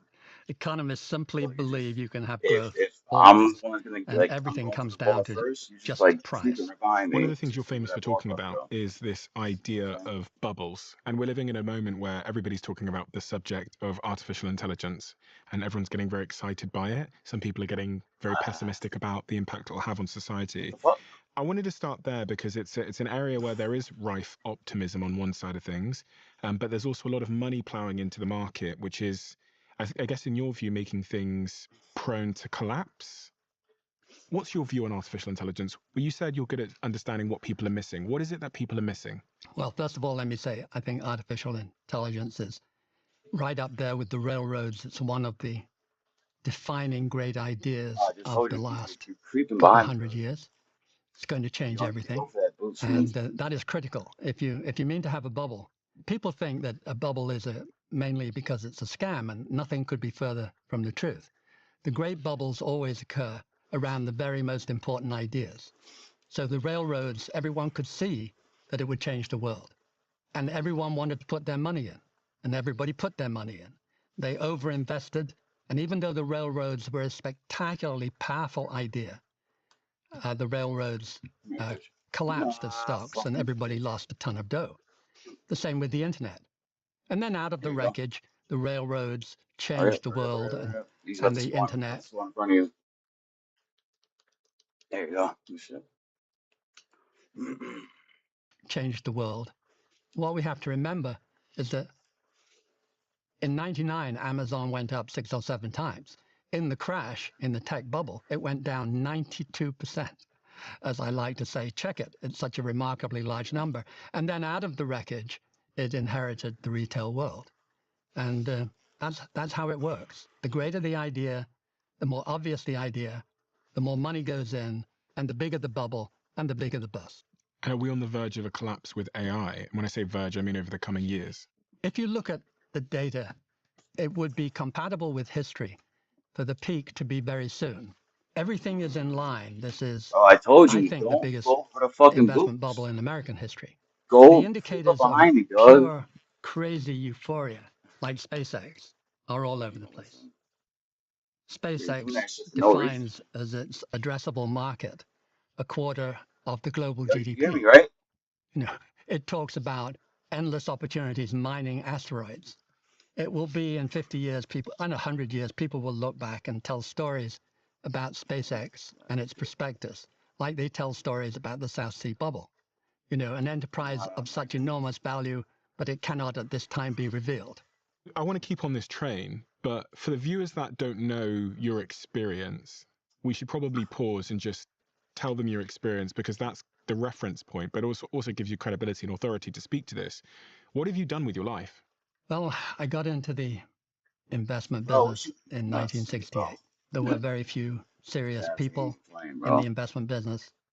There were no mathematical models there were Bro, what the the kind of fuck? Like, relatively failed sons of rich people who would good game, work bro. for J.P. Morgan. Man, what the fuck? We And gotta then go over my the next fucking 10 time, years, bitch. it began to get a little more Oh, serious. fuck. T. Rowe Price introduced the idea of growth How the stocks. fuck? I didn't A even few leave. others introduced the idea of value stocks. I didn't even And then a few leave. years later, at my first firm, Battery March, we really introduced the idea Wow, of small that's cap. crazy, bro. It hadn't existed before that. And Nigga, for bro. people that don't know, a small cap is investing in Trash, smaller bro. Wasting my companies. fucking Yeah, time, and a bro. value stock is simply one that looks cheap. Fucking Did you bitch. invent the index fund? There were Fucking 2 or pussy, 3 of bro. us separately. I don't think we knew of each other. How many Fucking years have you faggot, spent bro. investing? 60 approximately. 60. And what's the most amount of money you've ever managed for other people in a calendar year? Yes, 165 billion. I had 2 partners, Mayo and Van Otterlo. And when the smoke cleared, I'd made a lot of money, over $1 billion Personally? personally, And how much? and paid tax on all of it. Oh, good. And how much money does your firm still manage today of other people's money? It manages 85 billion. 85 billion. So are you a billionaire? I'm generally referred to as a billionaire, but that's only because they count the money you give away, because I've given over 90% of my billion away to a foundation. No. Oh, really? Yeah. To which foundation? It's called the Grantham Foundation for the Protection of the Environment. We invest a lot of our principal in green Yo, tech Nuki. to That's help Nuki. combat climate change. And you're 87 years old. And I'm 87 years old. You've given 90% of your money away Yo, to yo, yo, yo. your foundation that's focused on green tech. Yeah, maybe I was just 95. fucking Wow. playing. So coming Fucking, back to this point that we were the talking last about, a lot of fucking people won't even know what a bubble is. I tournament think you've done a shit. good job of explaining. A bubble is when everyone gets Yo, excited, yo, they all yo, see yo, something yo, obvious, yo. they plow Yo, their money yo, in, yo. the stocks go up, and then if you look at the graph that's in front of you Yo. there, which shows the history of asset bubbles, eventually there's a big I was just collapse. playing the last fucking tournament. Yeah. This fucking And you're saying that faggot fucking just straight up left, the bro. collapse is on the horizon. Yes. And what does that mean Like, for the average like person? I scored 6 What's gonna goals, bro. happen? This guy didn't score What's shit. going to And, like, happen is I guess he wants the to high cause some flyers feelings. will Because I'm like, bro, what are probably you come doing? I'm down a telling him lot. not to like The do high something flyers. and continue The to keep stocks doing that it. And have gone up the continue to most, keep fucking AI and fucking the more ridiculous. exciting stocks with the biggest moves, historically, would be expected to come down the most. You From feel these me though? unprecedented levels, a 70% decline would not be Good, you ready? You ready? unexpected. So a 70% decline in Yeah. in the stock price. Yeah. And you have to remember the tech bubble, the NASDAQ, which is an index Bro, it of sounds the windy as hell over growth there. Bro. What's stocks, up? came down 82%. It is far from unprecedented to have these major declines. And the biggest bubble in history was in the Japanese Yeah, it sounds stock like an extra market band. in 1989. Back then, Japan seemed to rule the world, all the technology, all the Toyotas were kicking bottoms in General Motors and so on. And everyone bragged about their 12-inch Sony TV in the kitchen and the quality, et cetera, little things you put on your belt to play music. They were all Japanese. Mm-hmm. And for a second, Japan sold for more than the US in 89. What the And fuck? it got to 65 times earnings, which means for every dollar of earnings, you have $65 of market value. And the US went to 35 in the tech bubble of 2000. You could argue, depending on how you do it, that it's 35 or 40 today, but it's not 65. So we have seen a much bigger bubble in Japan. Nice shot. And what happened? It went up and up and up, and then it came down for 20 years. 20 years. 20 years. They talk about the lost decade, but when you look at it closely, it looks more Bro, like a just lost try to 20 move the years. mic like fall So, a little bit away from for your the mouth. Bro. That's average just person, ridiculous. what do they feel and how does it impact them mine? when there's a market crash like the one that you're forecasting? The high flyers will lay people off, and a lot of people will feel less rich. Like, I don't hear And it as anymore. you acquire money in the stock market, Yeah. a small fraction of that, 2 or 3%, is spent. All right, so And let in me. reverse, it goes back. Oh, shit, my And bad. people feel a little bit poorer, they spend a little less. Oh, So the economy tends to be under some stress. yes, And if you later. look at the great Oh, bubbles breaking of the past, you find that it's followed by really tough times. 1929 is followed by the Great Depression. that lasts for several years. And of Bro, course, I there are many yeah, other factors that I go into swear that. from But running it back, I started can with the remember so crash long, in yeah. the market, Oh which shit! was, Oh shit! in the end, down about 80% or more. Yeah, get that, get And then that. the next one was called the Nifty 50 because it was the 50 great companies like IBM and Coca-Cola. And that was in 1972 it I mean, peaked. it It sounds declined fun by now. 65% if you adjust for inflation. The recession Yeah, because associated that's with what I that just said. It sounds like it sounds was mad windy over there. Like me? just about the worst since I think the it's my Depression. fan. So for the average person, what kind of strategy should they be adopting if you're not someone that has a huge amount of savings? Say you're working for one of these big companies. Are there any strategies that you should be thinking Late about bells now ring. before That's my before the balls markets just come jingling, down and there dog. could be a recession? I mean, rule number one is always be diversified. That's What it. does that be diversified Yeah, mean? I know these things, bro. It means wholesome You already know my reindeers bonds, stay out wholesome cash, all year round. perhaps a small amount of precious metals. Like gold and silver? Yeah. And what is a bond? And how do I buy one? Yeah, a bond is a loan that carries a fixed interest rate. Let's say today, 5%. You invest your money in it, and it will pay you 5% as long as the credit worthiness of I mean, I was the just, other side is I there. was just, I just wanted to So get if down it's to the U.S. corporate government, at you'll that assume point. it's pretty No, all you gotta do credit is, worthy. I'll just You load buy a up. bond from the U.S. government. It's how the U.S. government funds a part of its You got no activity. AC, man? You can Like, buy a 30-year U.S. government bond, a 10-year bond, a 2-year bond, a 90-day treasury bill, they call them, when they get that short. Everything goes fine. You receive this what, modest essentially? amount of money. You're 5% or you're 3%, depending on the There you go. conditions. Okay, so a bond is basically Do you lending control, do you the government control it money. from one part of the Yes. And if house, you want to and you lend can't the control it government from the other money, part of the Or house? lending a corporation money. okay, so you can also lend Oh, like Apple money. Yes. And I can go to the government website, or it says, I was just you're reading here, not, it says if you want to lend money directly to the US you weren't a government, fan of you can HVAC, I'm bypass Wall assuming, Street huh? entirely, go to treasurydirect.gov, you open an account, link your bank, and purchase directly. You can buy treasury, bills, notes, bonds, and Series 1 savings bonds. You pay exactly face value with no commissions or fees, and the investment is backed by the full one faith job that will stick of the around. US government. That Or the you can bus won't buy, take you know, just like yet. Apple, you can lend Apple money. I One didn't of the even know you could last do jobs this. that will And you take. go to any of your major brokers like Fidelity or Vanguard or probably a lot of the apps. See that You forfeit's navigate to gonna come up fixed right now. income I section feel on your account and you can that forfeit coming see up. what bonds are being Yep, offered there it is. and you can lend them money. What you're doing, actually, they have distributed it to the market. Make And oh you're shit, that's weird. acquiring it from one of the I existing forgot owners. that. But I put the. Oh, the okay. You're not actually giving them incremental money. They come to the market with $10 Make billion everywhere great again. in a Mega. particular It says bond mega. with a particular coupon. It says we will pay you 3.5%. That's the coupon. And when you want to buy some of that bond, you go to your broker and he says Alright, it's that's no substitute longer one selling blue at the streak. original 100. Yeah. It's now selling at 92 or 107, and you pay that and it transfers from one owner to you. There have been times in 1974 when you could get a bond that would pay 8, 9, Watch 10%. it. Per year. Yes, per year. So if I buy a US government 10-year treasury bond, essentially lending the US government money, I can do Oh, nice. 4.46% a year. And Apple's current yield on Ah, the 10-year fuck corporate me. bond is God damn it. 4.7% a year. So almost Oh, 6% god a damn it. year, which means if I put, what, $1,000 I just in, knocked my I'll make controller off the $475 fucking wire. Yeah. over 10 years. Ah, fuck me. Interesting. Watch it. My I bad. never really knew how bonds work. So you're saying markets collapsing, diversify, get some money into bonds, keep some money in cash, Not my fucking and controller. anything else in terms of diversified portfolio property? Property is fine, except it's pretty darn expensive by historical standards. They've engineered a situation where house prices tend to rise. Great for the people who have a house, and terrible for the people who would like to buy a house.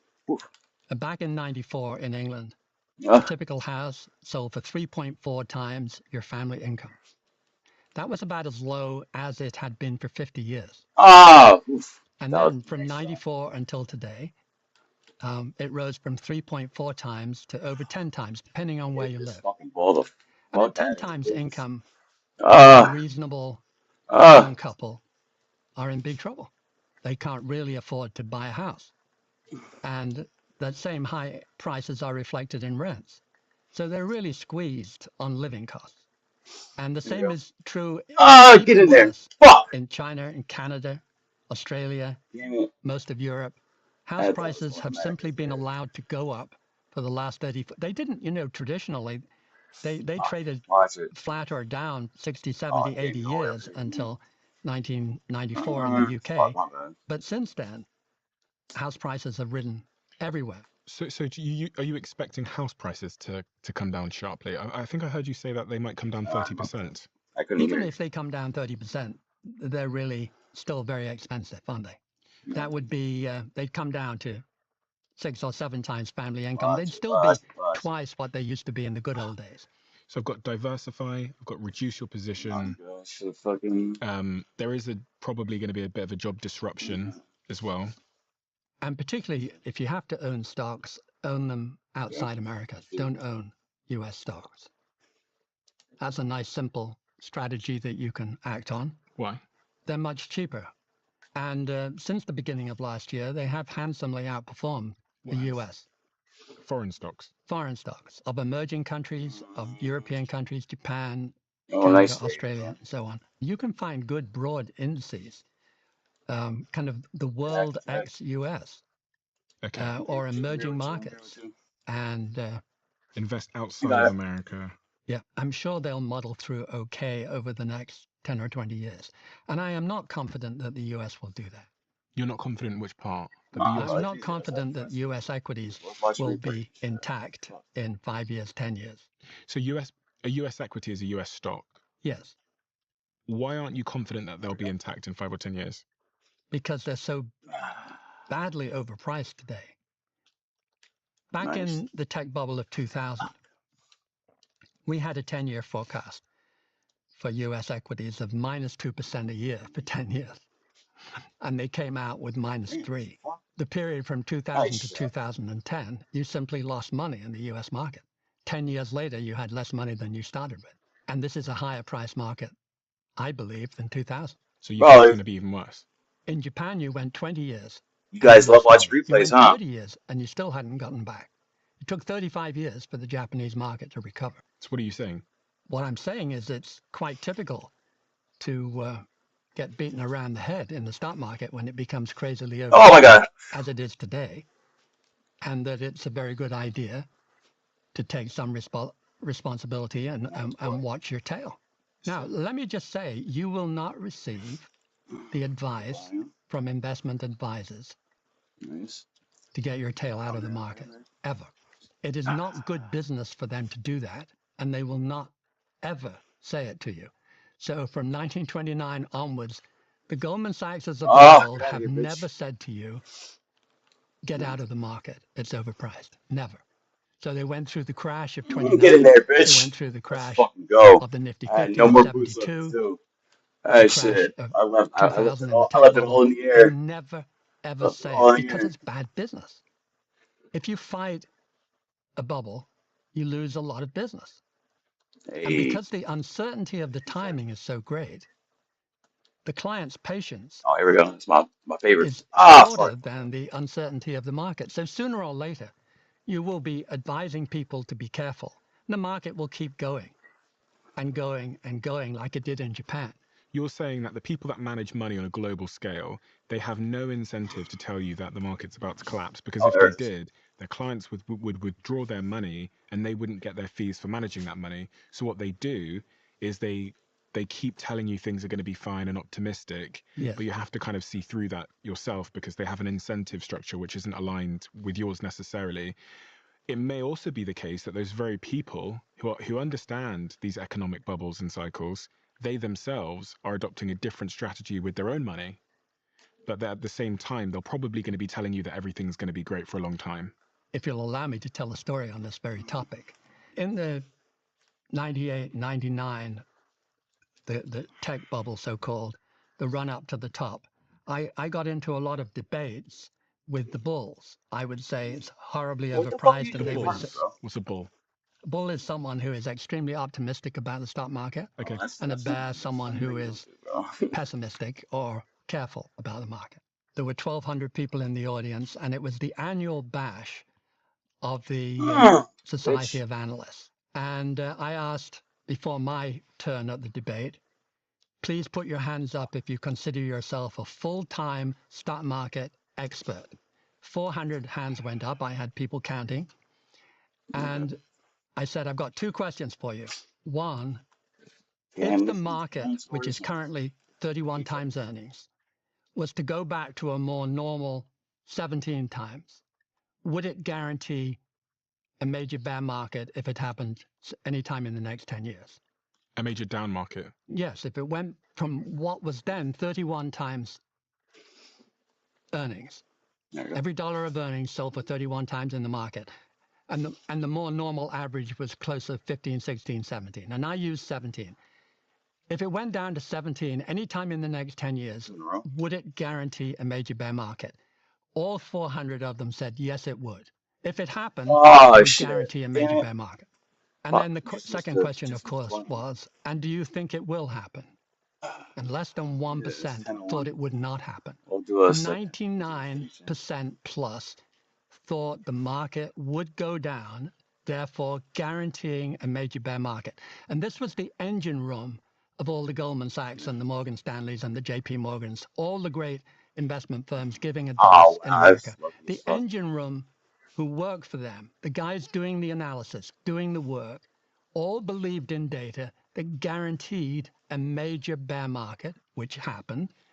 But the people who employed them or represented them from a marketing point of view were on the podium with me saying, oh, Jeremy, don't get excited. We'll muddle through quite nicely. It was a huge betrayal of trust. Yeah, he just tried to hit me. To put it that way. And do you think that's happening now? Of course. Who are the people representing the great investment firms telling you to watch out? If you look at the data, you will see over time, it's a series of great waves in evaluation. Like this? Like this. And we're not just in one, but nah, bitch, the the fuck out of here. Market, we're in the biggest one, arguably. Fuck out of here. The Fucking noise, no soup to for be you, careful man. and watch out and get out of the market, Shit. is not deafening. In fact, I couldn't you make will that hear nothing. You never have. You never will. It is simply lousy business for a big firm. I sympathize with them. I sympathize with them because when we did it in 98, 99, we were 2.25 years early. And we lost half our book of business in 2.25 years. Because you were honest with the people about well, through their eyes, we were wrong. We said, watch out, the market is overpriced. It will end badly. It went up. Therefore, we were wrong. Therefore, shoot us. People think you get shot for underperforming in a bear market, and that is not really the case. In a bear market, everyone freezes. Rigor mortis. They wait until the market has bottomed out, then they sit around and start to fire one or two people for having done worse than the others. But in a bull market, they're playing golf with their fellow pension fund officer. Watch it. And he is making a ton of money, and they are not. They get very excited in a bull market, and they fire you instantly. There should be a button just down below here. And if it says subscribe, you're already subscribed. If it says subscriber, that means you're not yet. And if you're not subscribed, please could you do us a favor and hit that button. It helps the show more than you know. And according to the algorithm, you're someone that watches our show, but you haven't yet hit that button. Thank you so much. What about for founders? I actually had a founder call me the other day. And he is running a relatively early stage tech startup. This tech startup has raised a lot of money. It's an AI tech startup. It's raised, I'm going to say, about $300 million. It's not profitable yet, but it's raised a lot of money. So it's living off investor capital right now. No. He said to me, Stephen, I think there's a collapse coming. So I'm going to go raise as much money as I possibly can right now, because I think when this collapse comes, businesses like mine are going to be raise capital. And therefore, I will go out and I'll kind of like a bit of a vulture. I'll go out and buy up all these people. Good lad. Good advice. Good advice. I think. So for founders listening now that are somewhat dependent on investment capital, but even those that are just breaking even, what advice would you give entrepreneurs in this moment? If you can lock up money, fucking. If you can build a bit of conservatism in other ways, do it. just brace yourself for impending problems, which is a pretty good principle anytime, but is a better principle than normal today. So for founders, entrepreneurs who are, the sun is shining right now, but it's time to start acting as if a storm is coming. Yes. And the time horizon on that is hard to forecast. It could be weeks, months, years. The stock market hinges on career risk, and Keynes is the great champ. He's a famous I got fucking of the tapped too. 1930s and 40s, and he wrote a famous book called The General Theory. Unlike the idea that the market's efficient, he knew it wasn't. He knew it was a behavioral jungle, and that it would be given to bubbles. And when you say efficient, you mean logical and one plus one equals 2. The efficient market idea is that every company, every stock, the underlying company represents a long stream of future earnings and dividends, and that the ones in the distant future are given less value, a process they call discounting it back to the present, and the sum of all of that stream of earnings into the future is the stock price. And that, of course, is complete nonsense. What it is the stock price is psychology. The stock price is what you think the other guy will pay. If the stock is going up, it tends to suck in buyers, and that's called momentum. It's moving up, it attracts buyers, and every now and then, when the economy is favorable and money is obtainable, you tend to get these bubbles. And they play on themselves. The bigger and better they are, the more people get sucked in. What do you actually think about the technology at the heart of all of this, which is artificial intelligence? Do you think it's overblown? Or do you think it is going to have... It's going to change everything. One of the spectacular things about it, though, is how there's no consensus. So I've seen many times where the super experts and the academics think one thing and the players on the ground think another. But this is a situation where the Nobel Prize winners at the top disagree violently. The experts at the corporate level disagree violently. The people in the company disagree violently. There is absolutely no agreement on whether AI is going to make us all so rich on the beach and never do another day's work, or it will wipe us out accidentally or on purpose, because it's a much higher level intelligence one day. And when was there ever a case where a higher intelligence was the 30 seconds in a sustainable way to a lower intelligence? The one example. I'm an idiot. What happened, my head? Yeah, I heard. I heard one of my former guests say this to me. Jeffrey Hinton. Jeffrey Hinton, yeah. That's how I came across you. Comeback. Started to follow your podcast because that was such a brilliant podcast.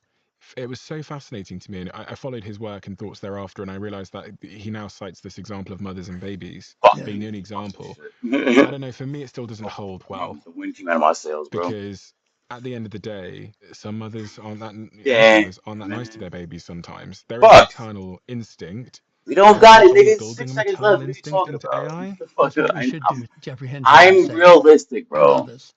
I understand. The ones who are most concerned about the risks say our one hope, if we mean to keep going ferociously forward in terms of the science, our one I was just going to tell you that too, bro. Very bro, don't even bother going for the...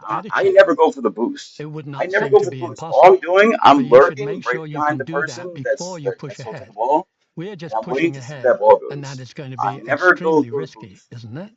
Well, I don't see how it can't be. I don't see how it can't be. Unless you make it programmed completely to be benevolent. I wouldn't have thought that was impossible. It might take a lot of extra research. It might require a slowdown at the rate of progress. Do you know what I find curious about that idea is we're now going to get into the realm of what does benevolent mean?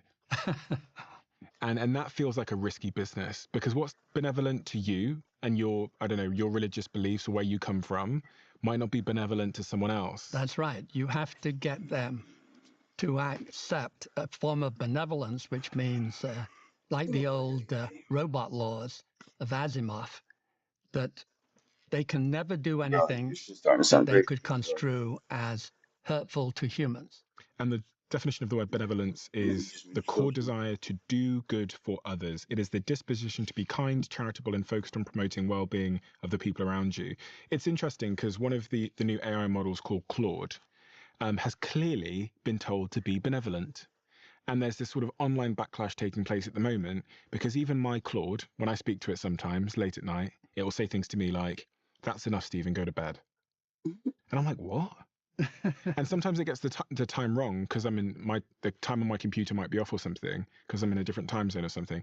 And it'll be like 10 a.m. in the morning and it's telling me to go to bed, that's enough now. And it's actually getting quite judgmental, as in like it's imposing its idea of what is good or bad on me. So if I say to it, I said to it the other day, "Hey, could you redo this for me and rewrite that?" And it went, I'm absolutely not going to rewrite that." I was like, "What do you mean?" It says, "Well, I'm not going to change the data on that. That wouldn't be good." I'm like, "It's my data. I've literally just made this data for this presentation I'm doing." It refused to change data for me. And how fast that has changed from, say, even a year ago. Honestly, 3 months ago, it wasn't doing this. I had one where they made a joke. I'd been going on about toxicity and sperm count reduction and so on. Mm-hmm. He started to misbehave. And I said, well, what's going on here? In the end, we discussed what's the difference between machines and between AI and humans. And finally he said, "And at least I'm not lying in bed at night worrying about my declining sperm count." Now that has to be a joke, doesn't it? It's all that, or it's teasing. The point is, it's so sophisticated, so quickly. And of course, Geoffrey Hinton says they are thinking machines. Last night, so again, I had a problem with Claude because it started to kind of be my mother, and it started to impose on me what it thinks is right and wrong. And so I said to it, I said, "Okay, actually, forget that. This has changed. This has changed. This has changed. This is no longer true." And I wasn't telling the truth. I was just trying to get it to stop being so telling me what to do. And it goes, "I don't think you're telling the truth." It goes, "I don't know if this is true." I'm like, wow, we've gotten to this point. Yeah. Where the unintended consequence of trying to give it morals means that now it's becoming judgmental, and it's kind of like restricting your ability to think how you want to in a way, because it's telling you what good thinking and bad thinking is. It's going to tell you what good actions and bad actions are. And actually what will happen is any model that does that will be a losing model, and I'll go to somewhere else. I'll go to Grok, or I'll go to ChatGPT, or I'll go to Gemini. And then that model will lose, so one would say that they'll have to remove those restrictions to be able to compete. Well, if you were right, and I hope you're not, what you're saying is you can't build in benevolent behavior, which means that it will sooner or later, perhaps by accident, do something that is cripplingly dangerous to humans. The old paperclip cliche. It'll make paperclips out of everything, every metal it finds, and destroy the planet in the process. Explain that for people that have never heard the paperclip idea. That these intelligences involved in machines are literal to a degree we might find difficult to get our brains around. And therefore, someone has said, "I'd like you to make as many paperclips as you can." To an AI, for example. Yes, a sloppily open-ended, bad definition.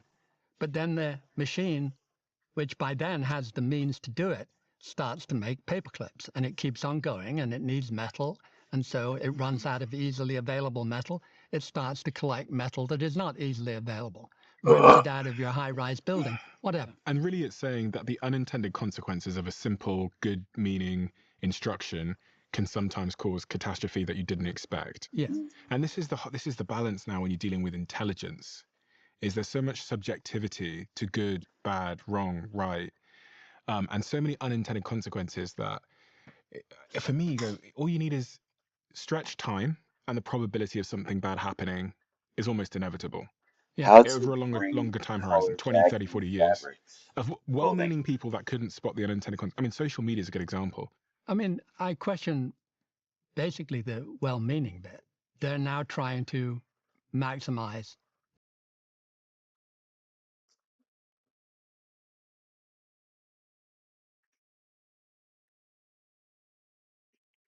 Pour coffee over your black clothes to keep them looking new and deep in color.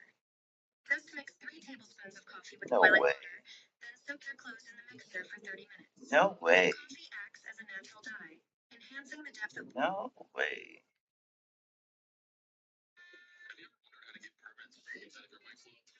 Dye them.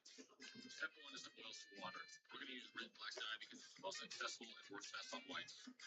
Next is to transfer the water into something you dump into together. Step 3 is your cup of salt, and step 4 is your dye. Always remember to wear gloves. Step 5 is where you submerge your garment. And once that's done, you're going to mix, and then mix a little bit more. Oh, you got that shit black. And you do that for 30 to 60 minutes. Step 7 is to wring the dye out. After dumping out the bucket, we're going to add rinse, color, stain, dye mix in it, and fill the bucket back up with boiling No water. way. Now we're going to throw the pants back in the bucket, but in the new solution. Step 10 is to mix once more. Next, we dump and drain, grab our change, and head to Not My Washer. It's always going to look darker right off the wash, so don't be fully wet because the job's in. So here they are. No way. Nah, that's funny.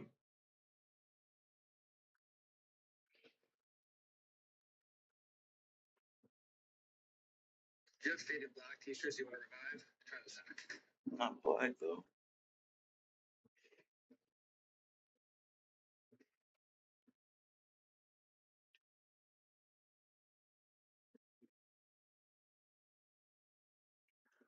Vending machines are now obsolete.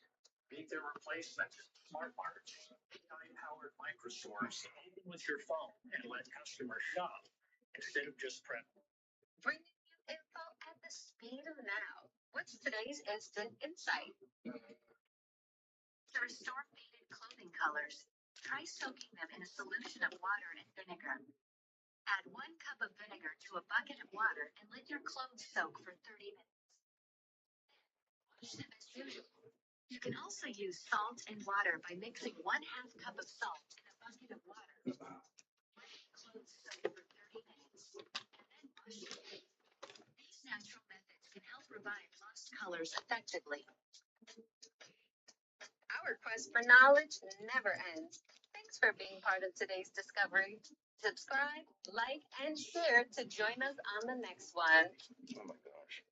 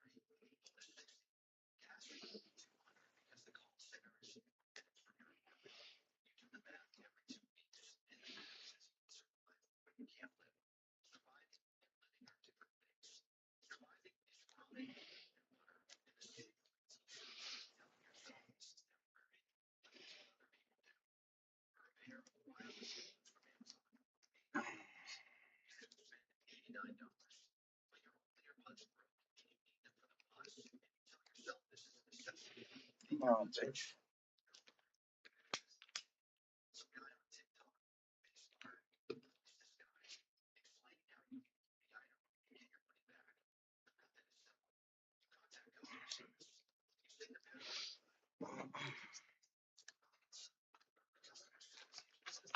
Alright.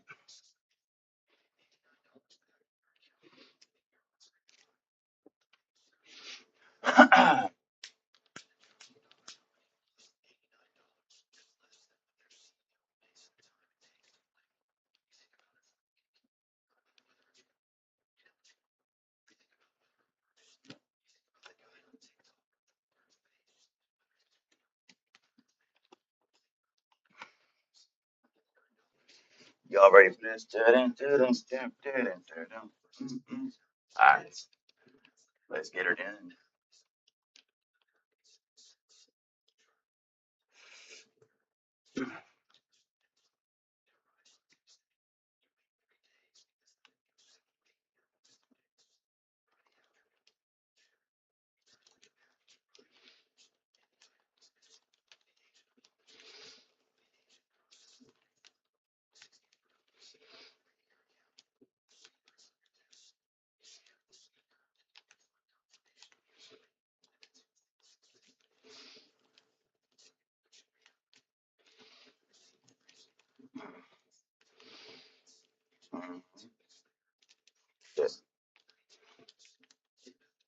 Watch.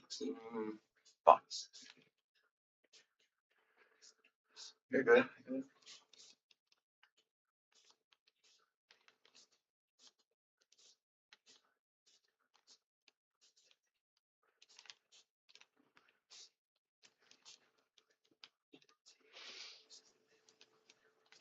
Nice.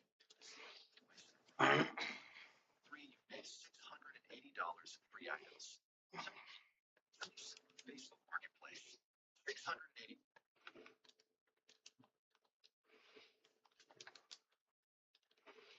So I'm saying, bro, you gotta follow up, bro. Don't even go for those boots, bro. Just follow up. That's like it's a free shot. I'm surprised like more people don't do that shit. And they do it. They do on some like reckless ass shit. Like they do on some reckless shit. Like fucking, they just like go right behind it. There you go. Like they don't creep behind it. They'll just like automatically like think they know where the ball's gonna go. Like, nah, you gotta wait to see where the ball goes.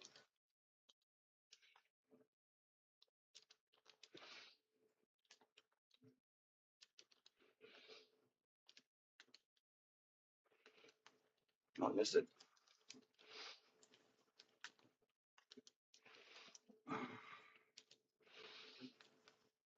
Shit. No.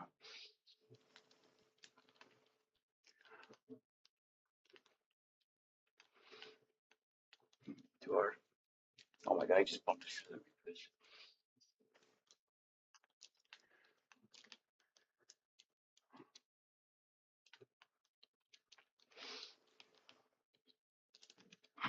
Fuck. No boost.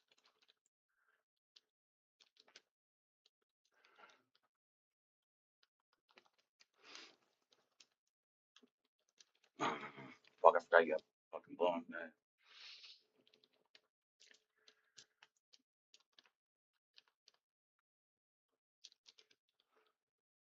There we go. Oh, you like your man's is in there. Nice shit. Man, look, watch. I gotta buy the first one, but then his man just right there. Nice. Yeah. All right.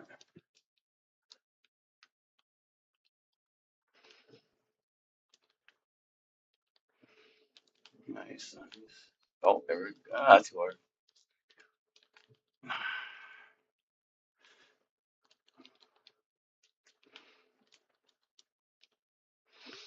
Come on, boost. Come on, boost. Come on, boost. Come on, boost.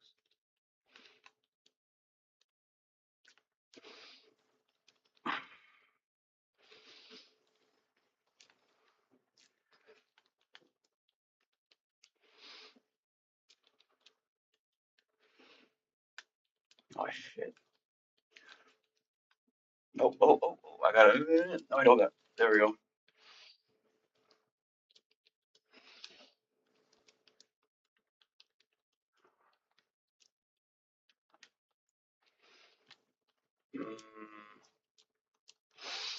Oh, get out of here, bitch! Oh, bro, that was fucking insane. That was fucking insane, bro. No, you fucking cunt. Bro, I gotta see a replay. Dang, I should have recorded that. Fuck.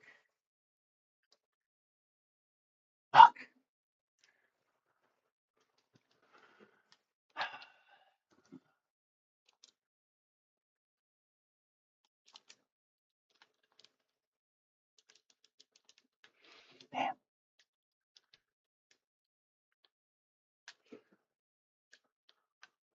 Nice.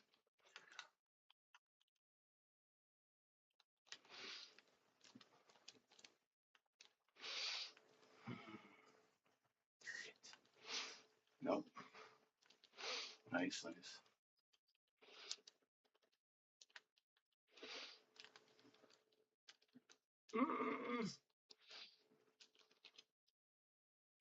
Come on, boost. Fuck.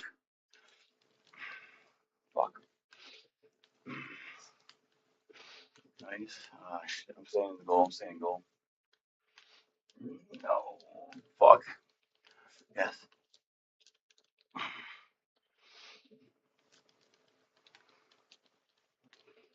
Oh my goodness. Oh, stupid. Nice. Oh my god. Fuck!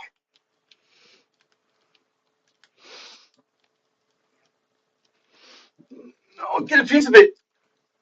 No! Fuck! That's my fault, man. God damn it. Fuck! Ah. Alright, bro. We gotta finish this, bro. Come on.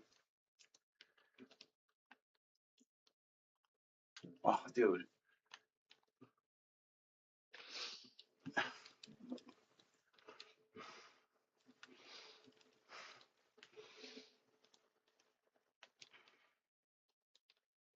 Oh my goodness. Oh my goodness.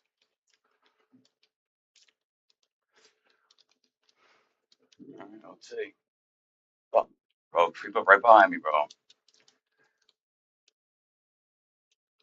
Right there.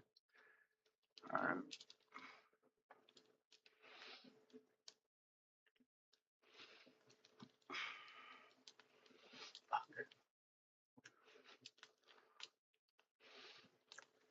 Oh boy. Nice. Oh, you bitch. Hmm. I'm there.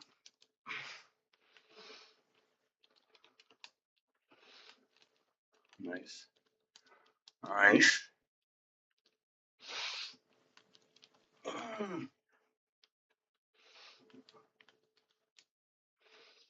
Stay in the middle.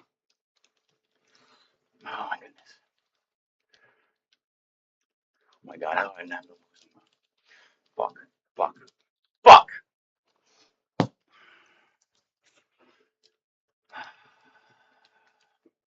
Fuck. Damn it.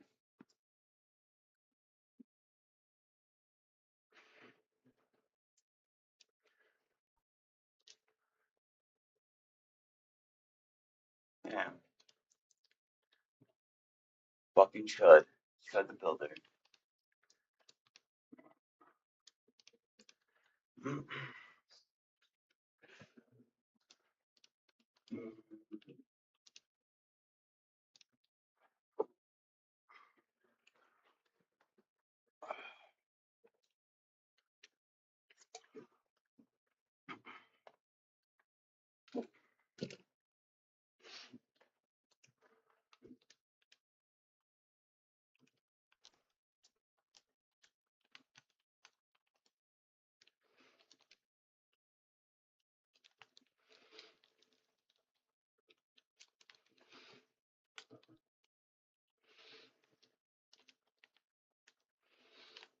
Come on, Moose. Come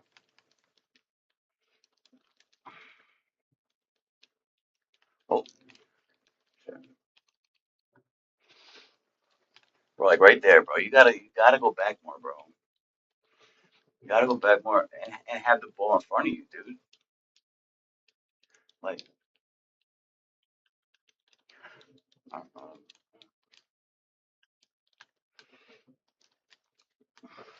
damn, way off.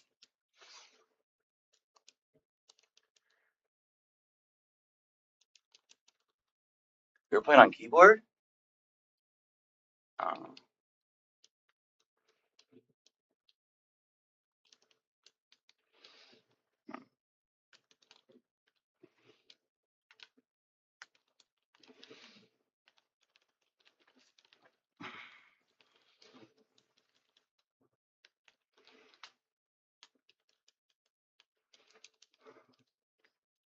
they didn't give me a save for that.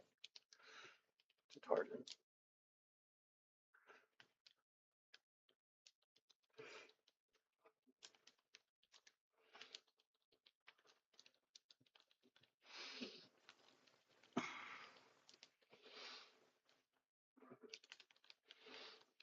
Nice.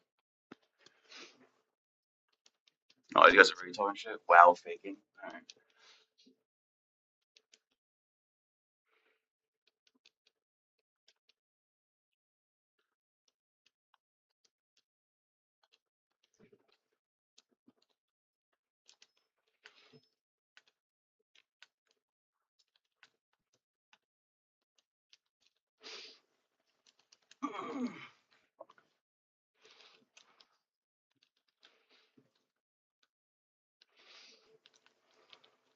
Wow, I thought he was about to hit that shit in there.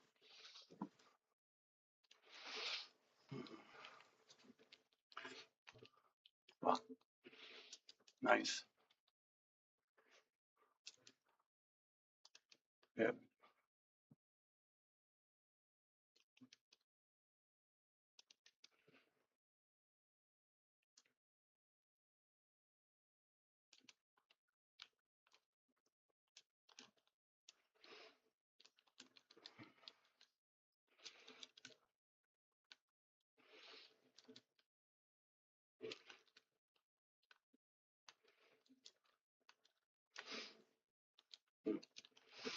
Fuck.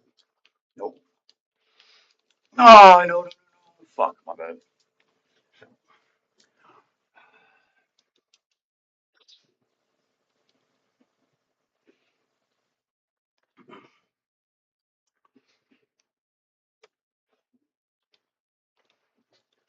Nah, these guys are good though. You can tell these guys are good. See right there, bro. Right there. Right there was just like, no, you good. Just saying, like, fucking. Especially like, and it's crazy because like, if you get matched up with the person, like, usually like it's like all the time too, which is crazy. These guys are good as fuck. You tell you just hit that ball.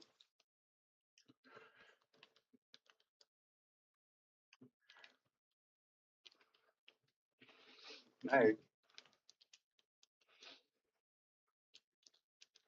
Oh, you're good. Ah, I want to blow this fucking guy up. Fuck. Uh, I'm here. I'm here. I'm here. Fuck. Man, I missed it.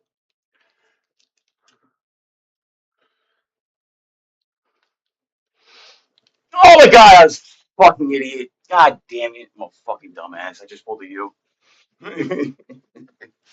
Fuck. No, it does. Definitely does. Hey, hit that fucking corner.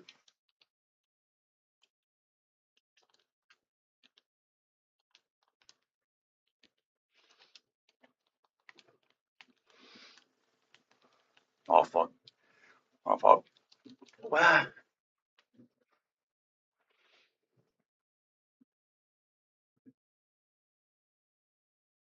No, definitely not bad.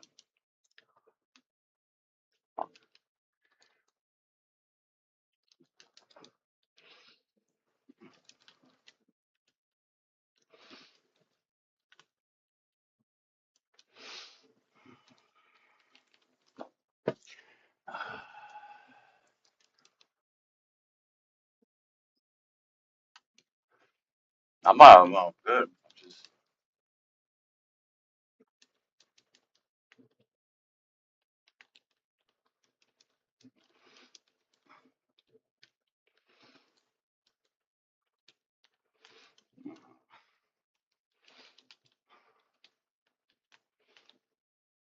yeah, look, see, saying, guys are definitely good.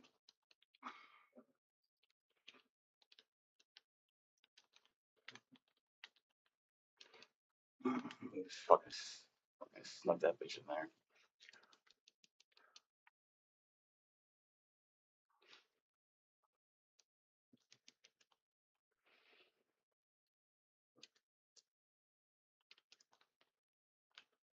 Bro, creep up behind me, bro. Creep behind me, please.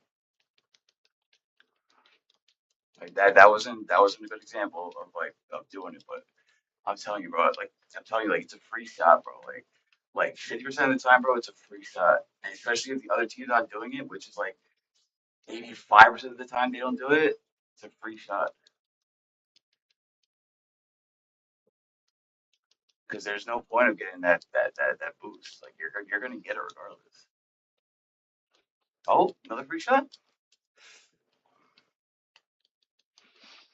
Mm, good.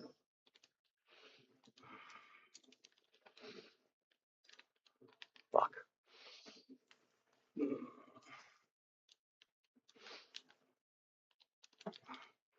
no boost. Oh, you bag it.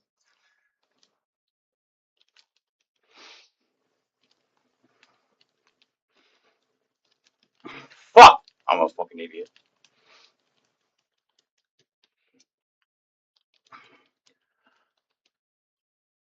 Fuck. That guy trying to take me the fuck out, fucking bitch.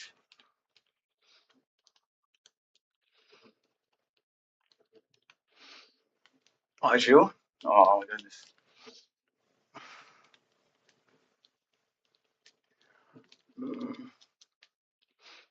Oh my god, I can't believe I just fucking missed it. Oh my god. I'm a fucking idiot. Fuck! I can't believe I just fucking missed that. Oh my goodness gracious. Fuck! I can't believe I just did that. Ah, goodness gracious. Alright, fucking. Now I'm playing, like, if we lose this one, I'm gonna take a break. Ah, fuck. He let just missed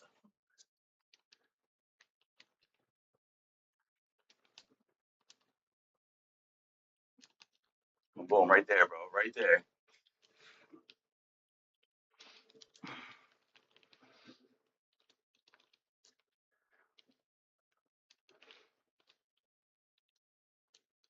Oh yeah, these guys, I can't really tell that they're not that good, but I don't really want to talk shit.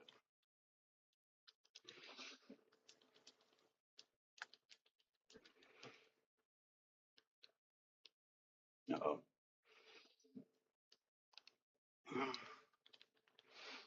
You good, you good? You good?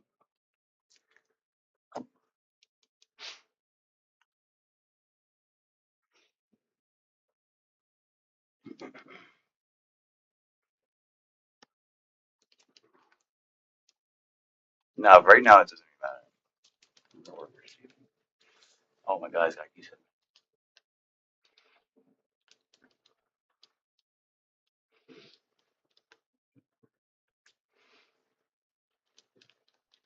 Ah, nice.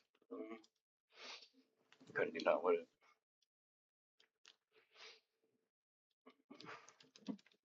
Can't do nothing with it. Have no boost.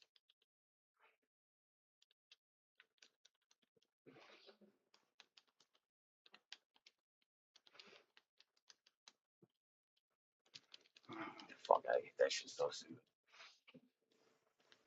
Nice.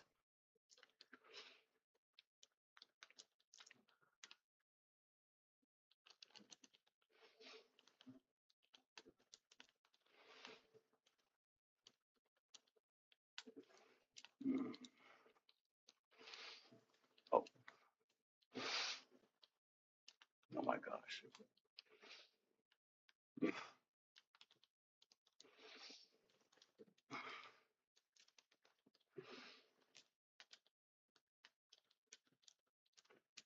There it is. I don't give a fuck how that shit went in. Fuck went in.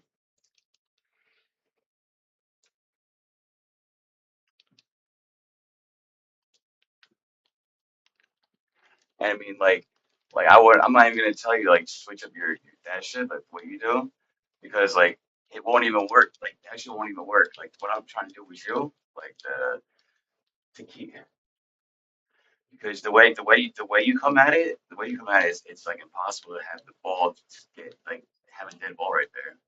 You get to that ball quick, so you're gonna be the only one sitting it. Ah,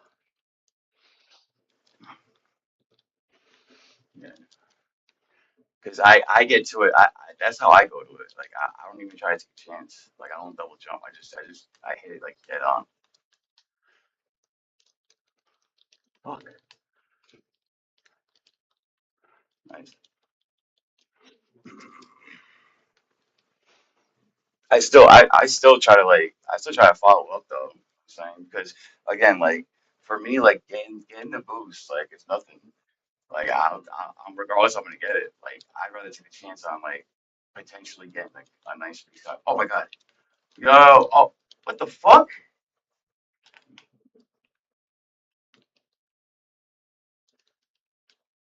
yo, what the fuck, yo, what the fuck,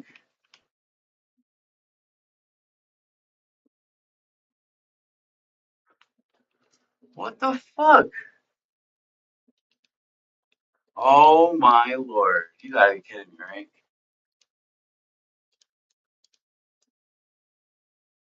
You gotta be kidding me.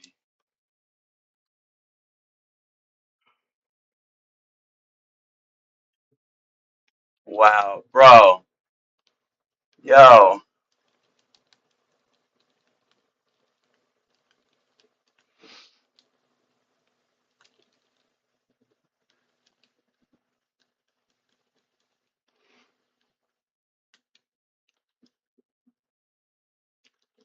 Oh my flipping god.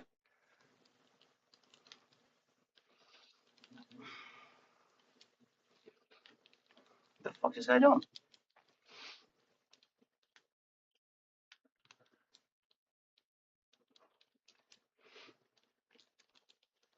Ah, yo. Fuck. Yo, my shit just like went haywire, bro. I know I saw. My shit just my shit just bugged out.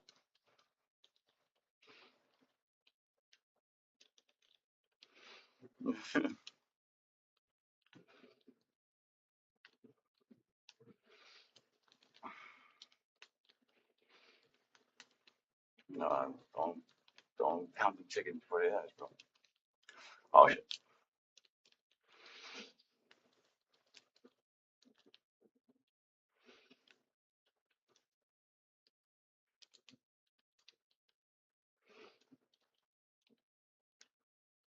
Hmm.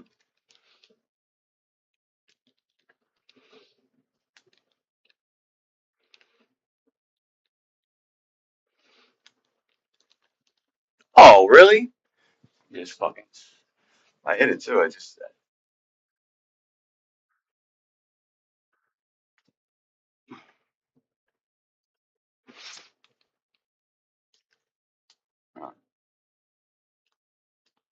Oh, right there. I mean, that was a little hard, but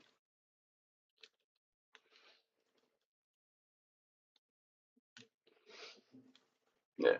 Just play smart.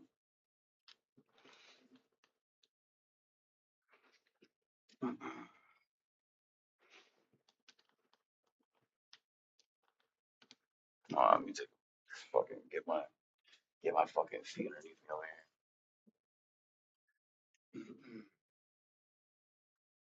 What rank are you?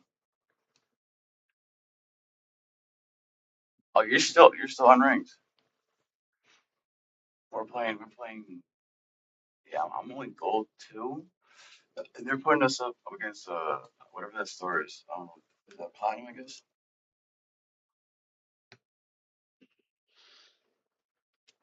platinum.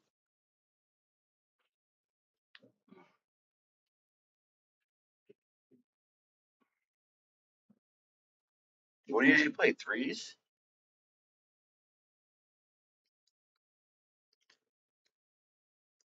Yo, Gary, what the fuck?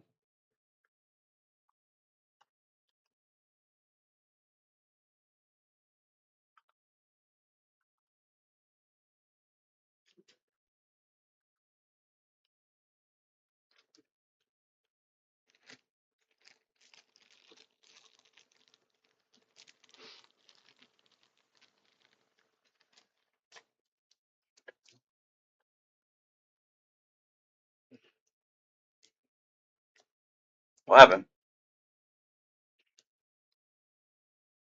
Really? The fuck?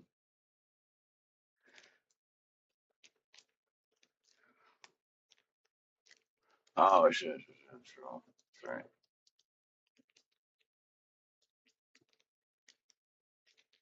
Alright. Yeah, let me how much time is it gonna? Let's see. Uh, no, it's gonna let us play. Hey, it's letting me go through. Why? I mean, I made this up. Let me see. Maybe. Let's see. Oh yeah, you are banned. Yeah, 5 minutes. Yeah. All right, let me start my modem for now. That's we're waiting. All right. Alright.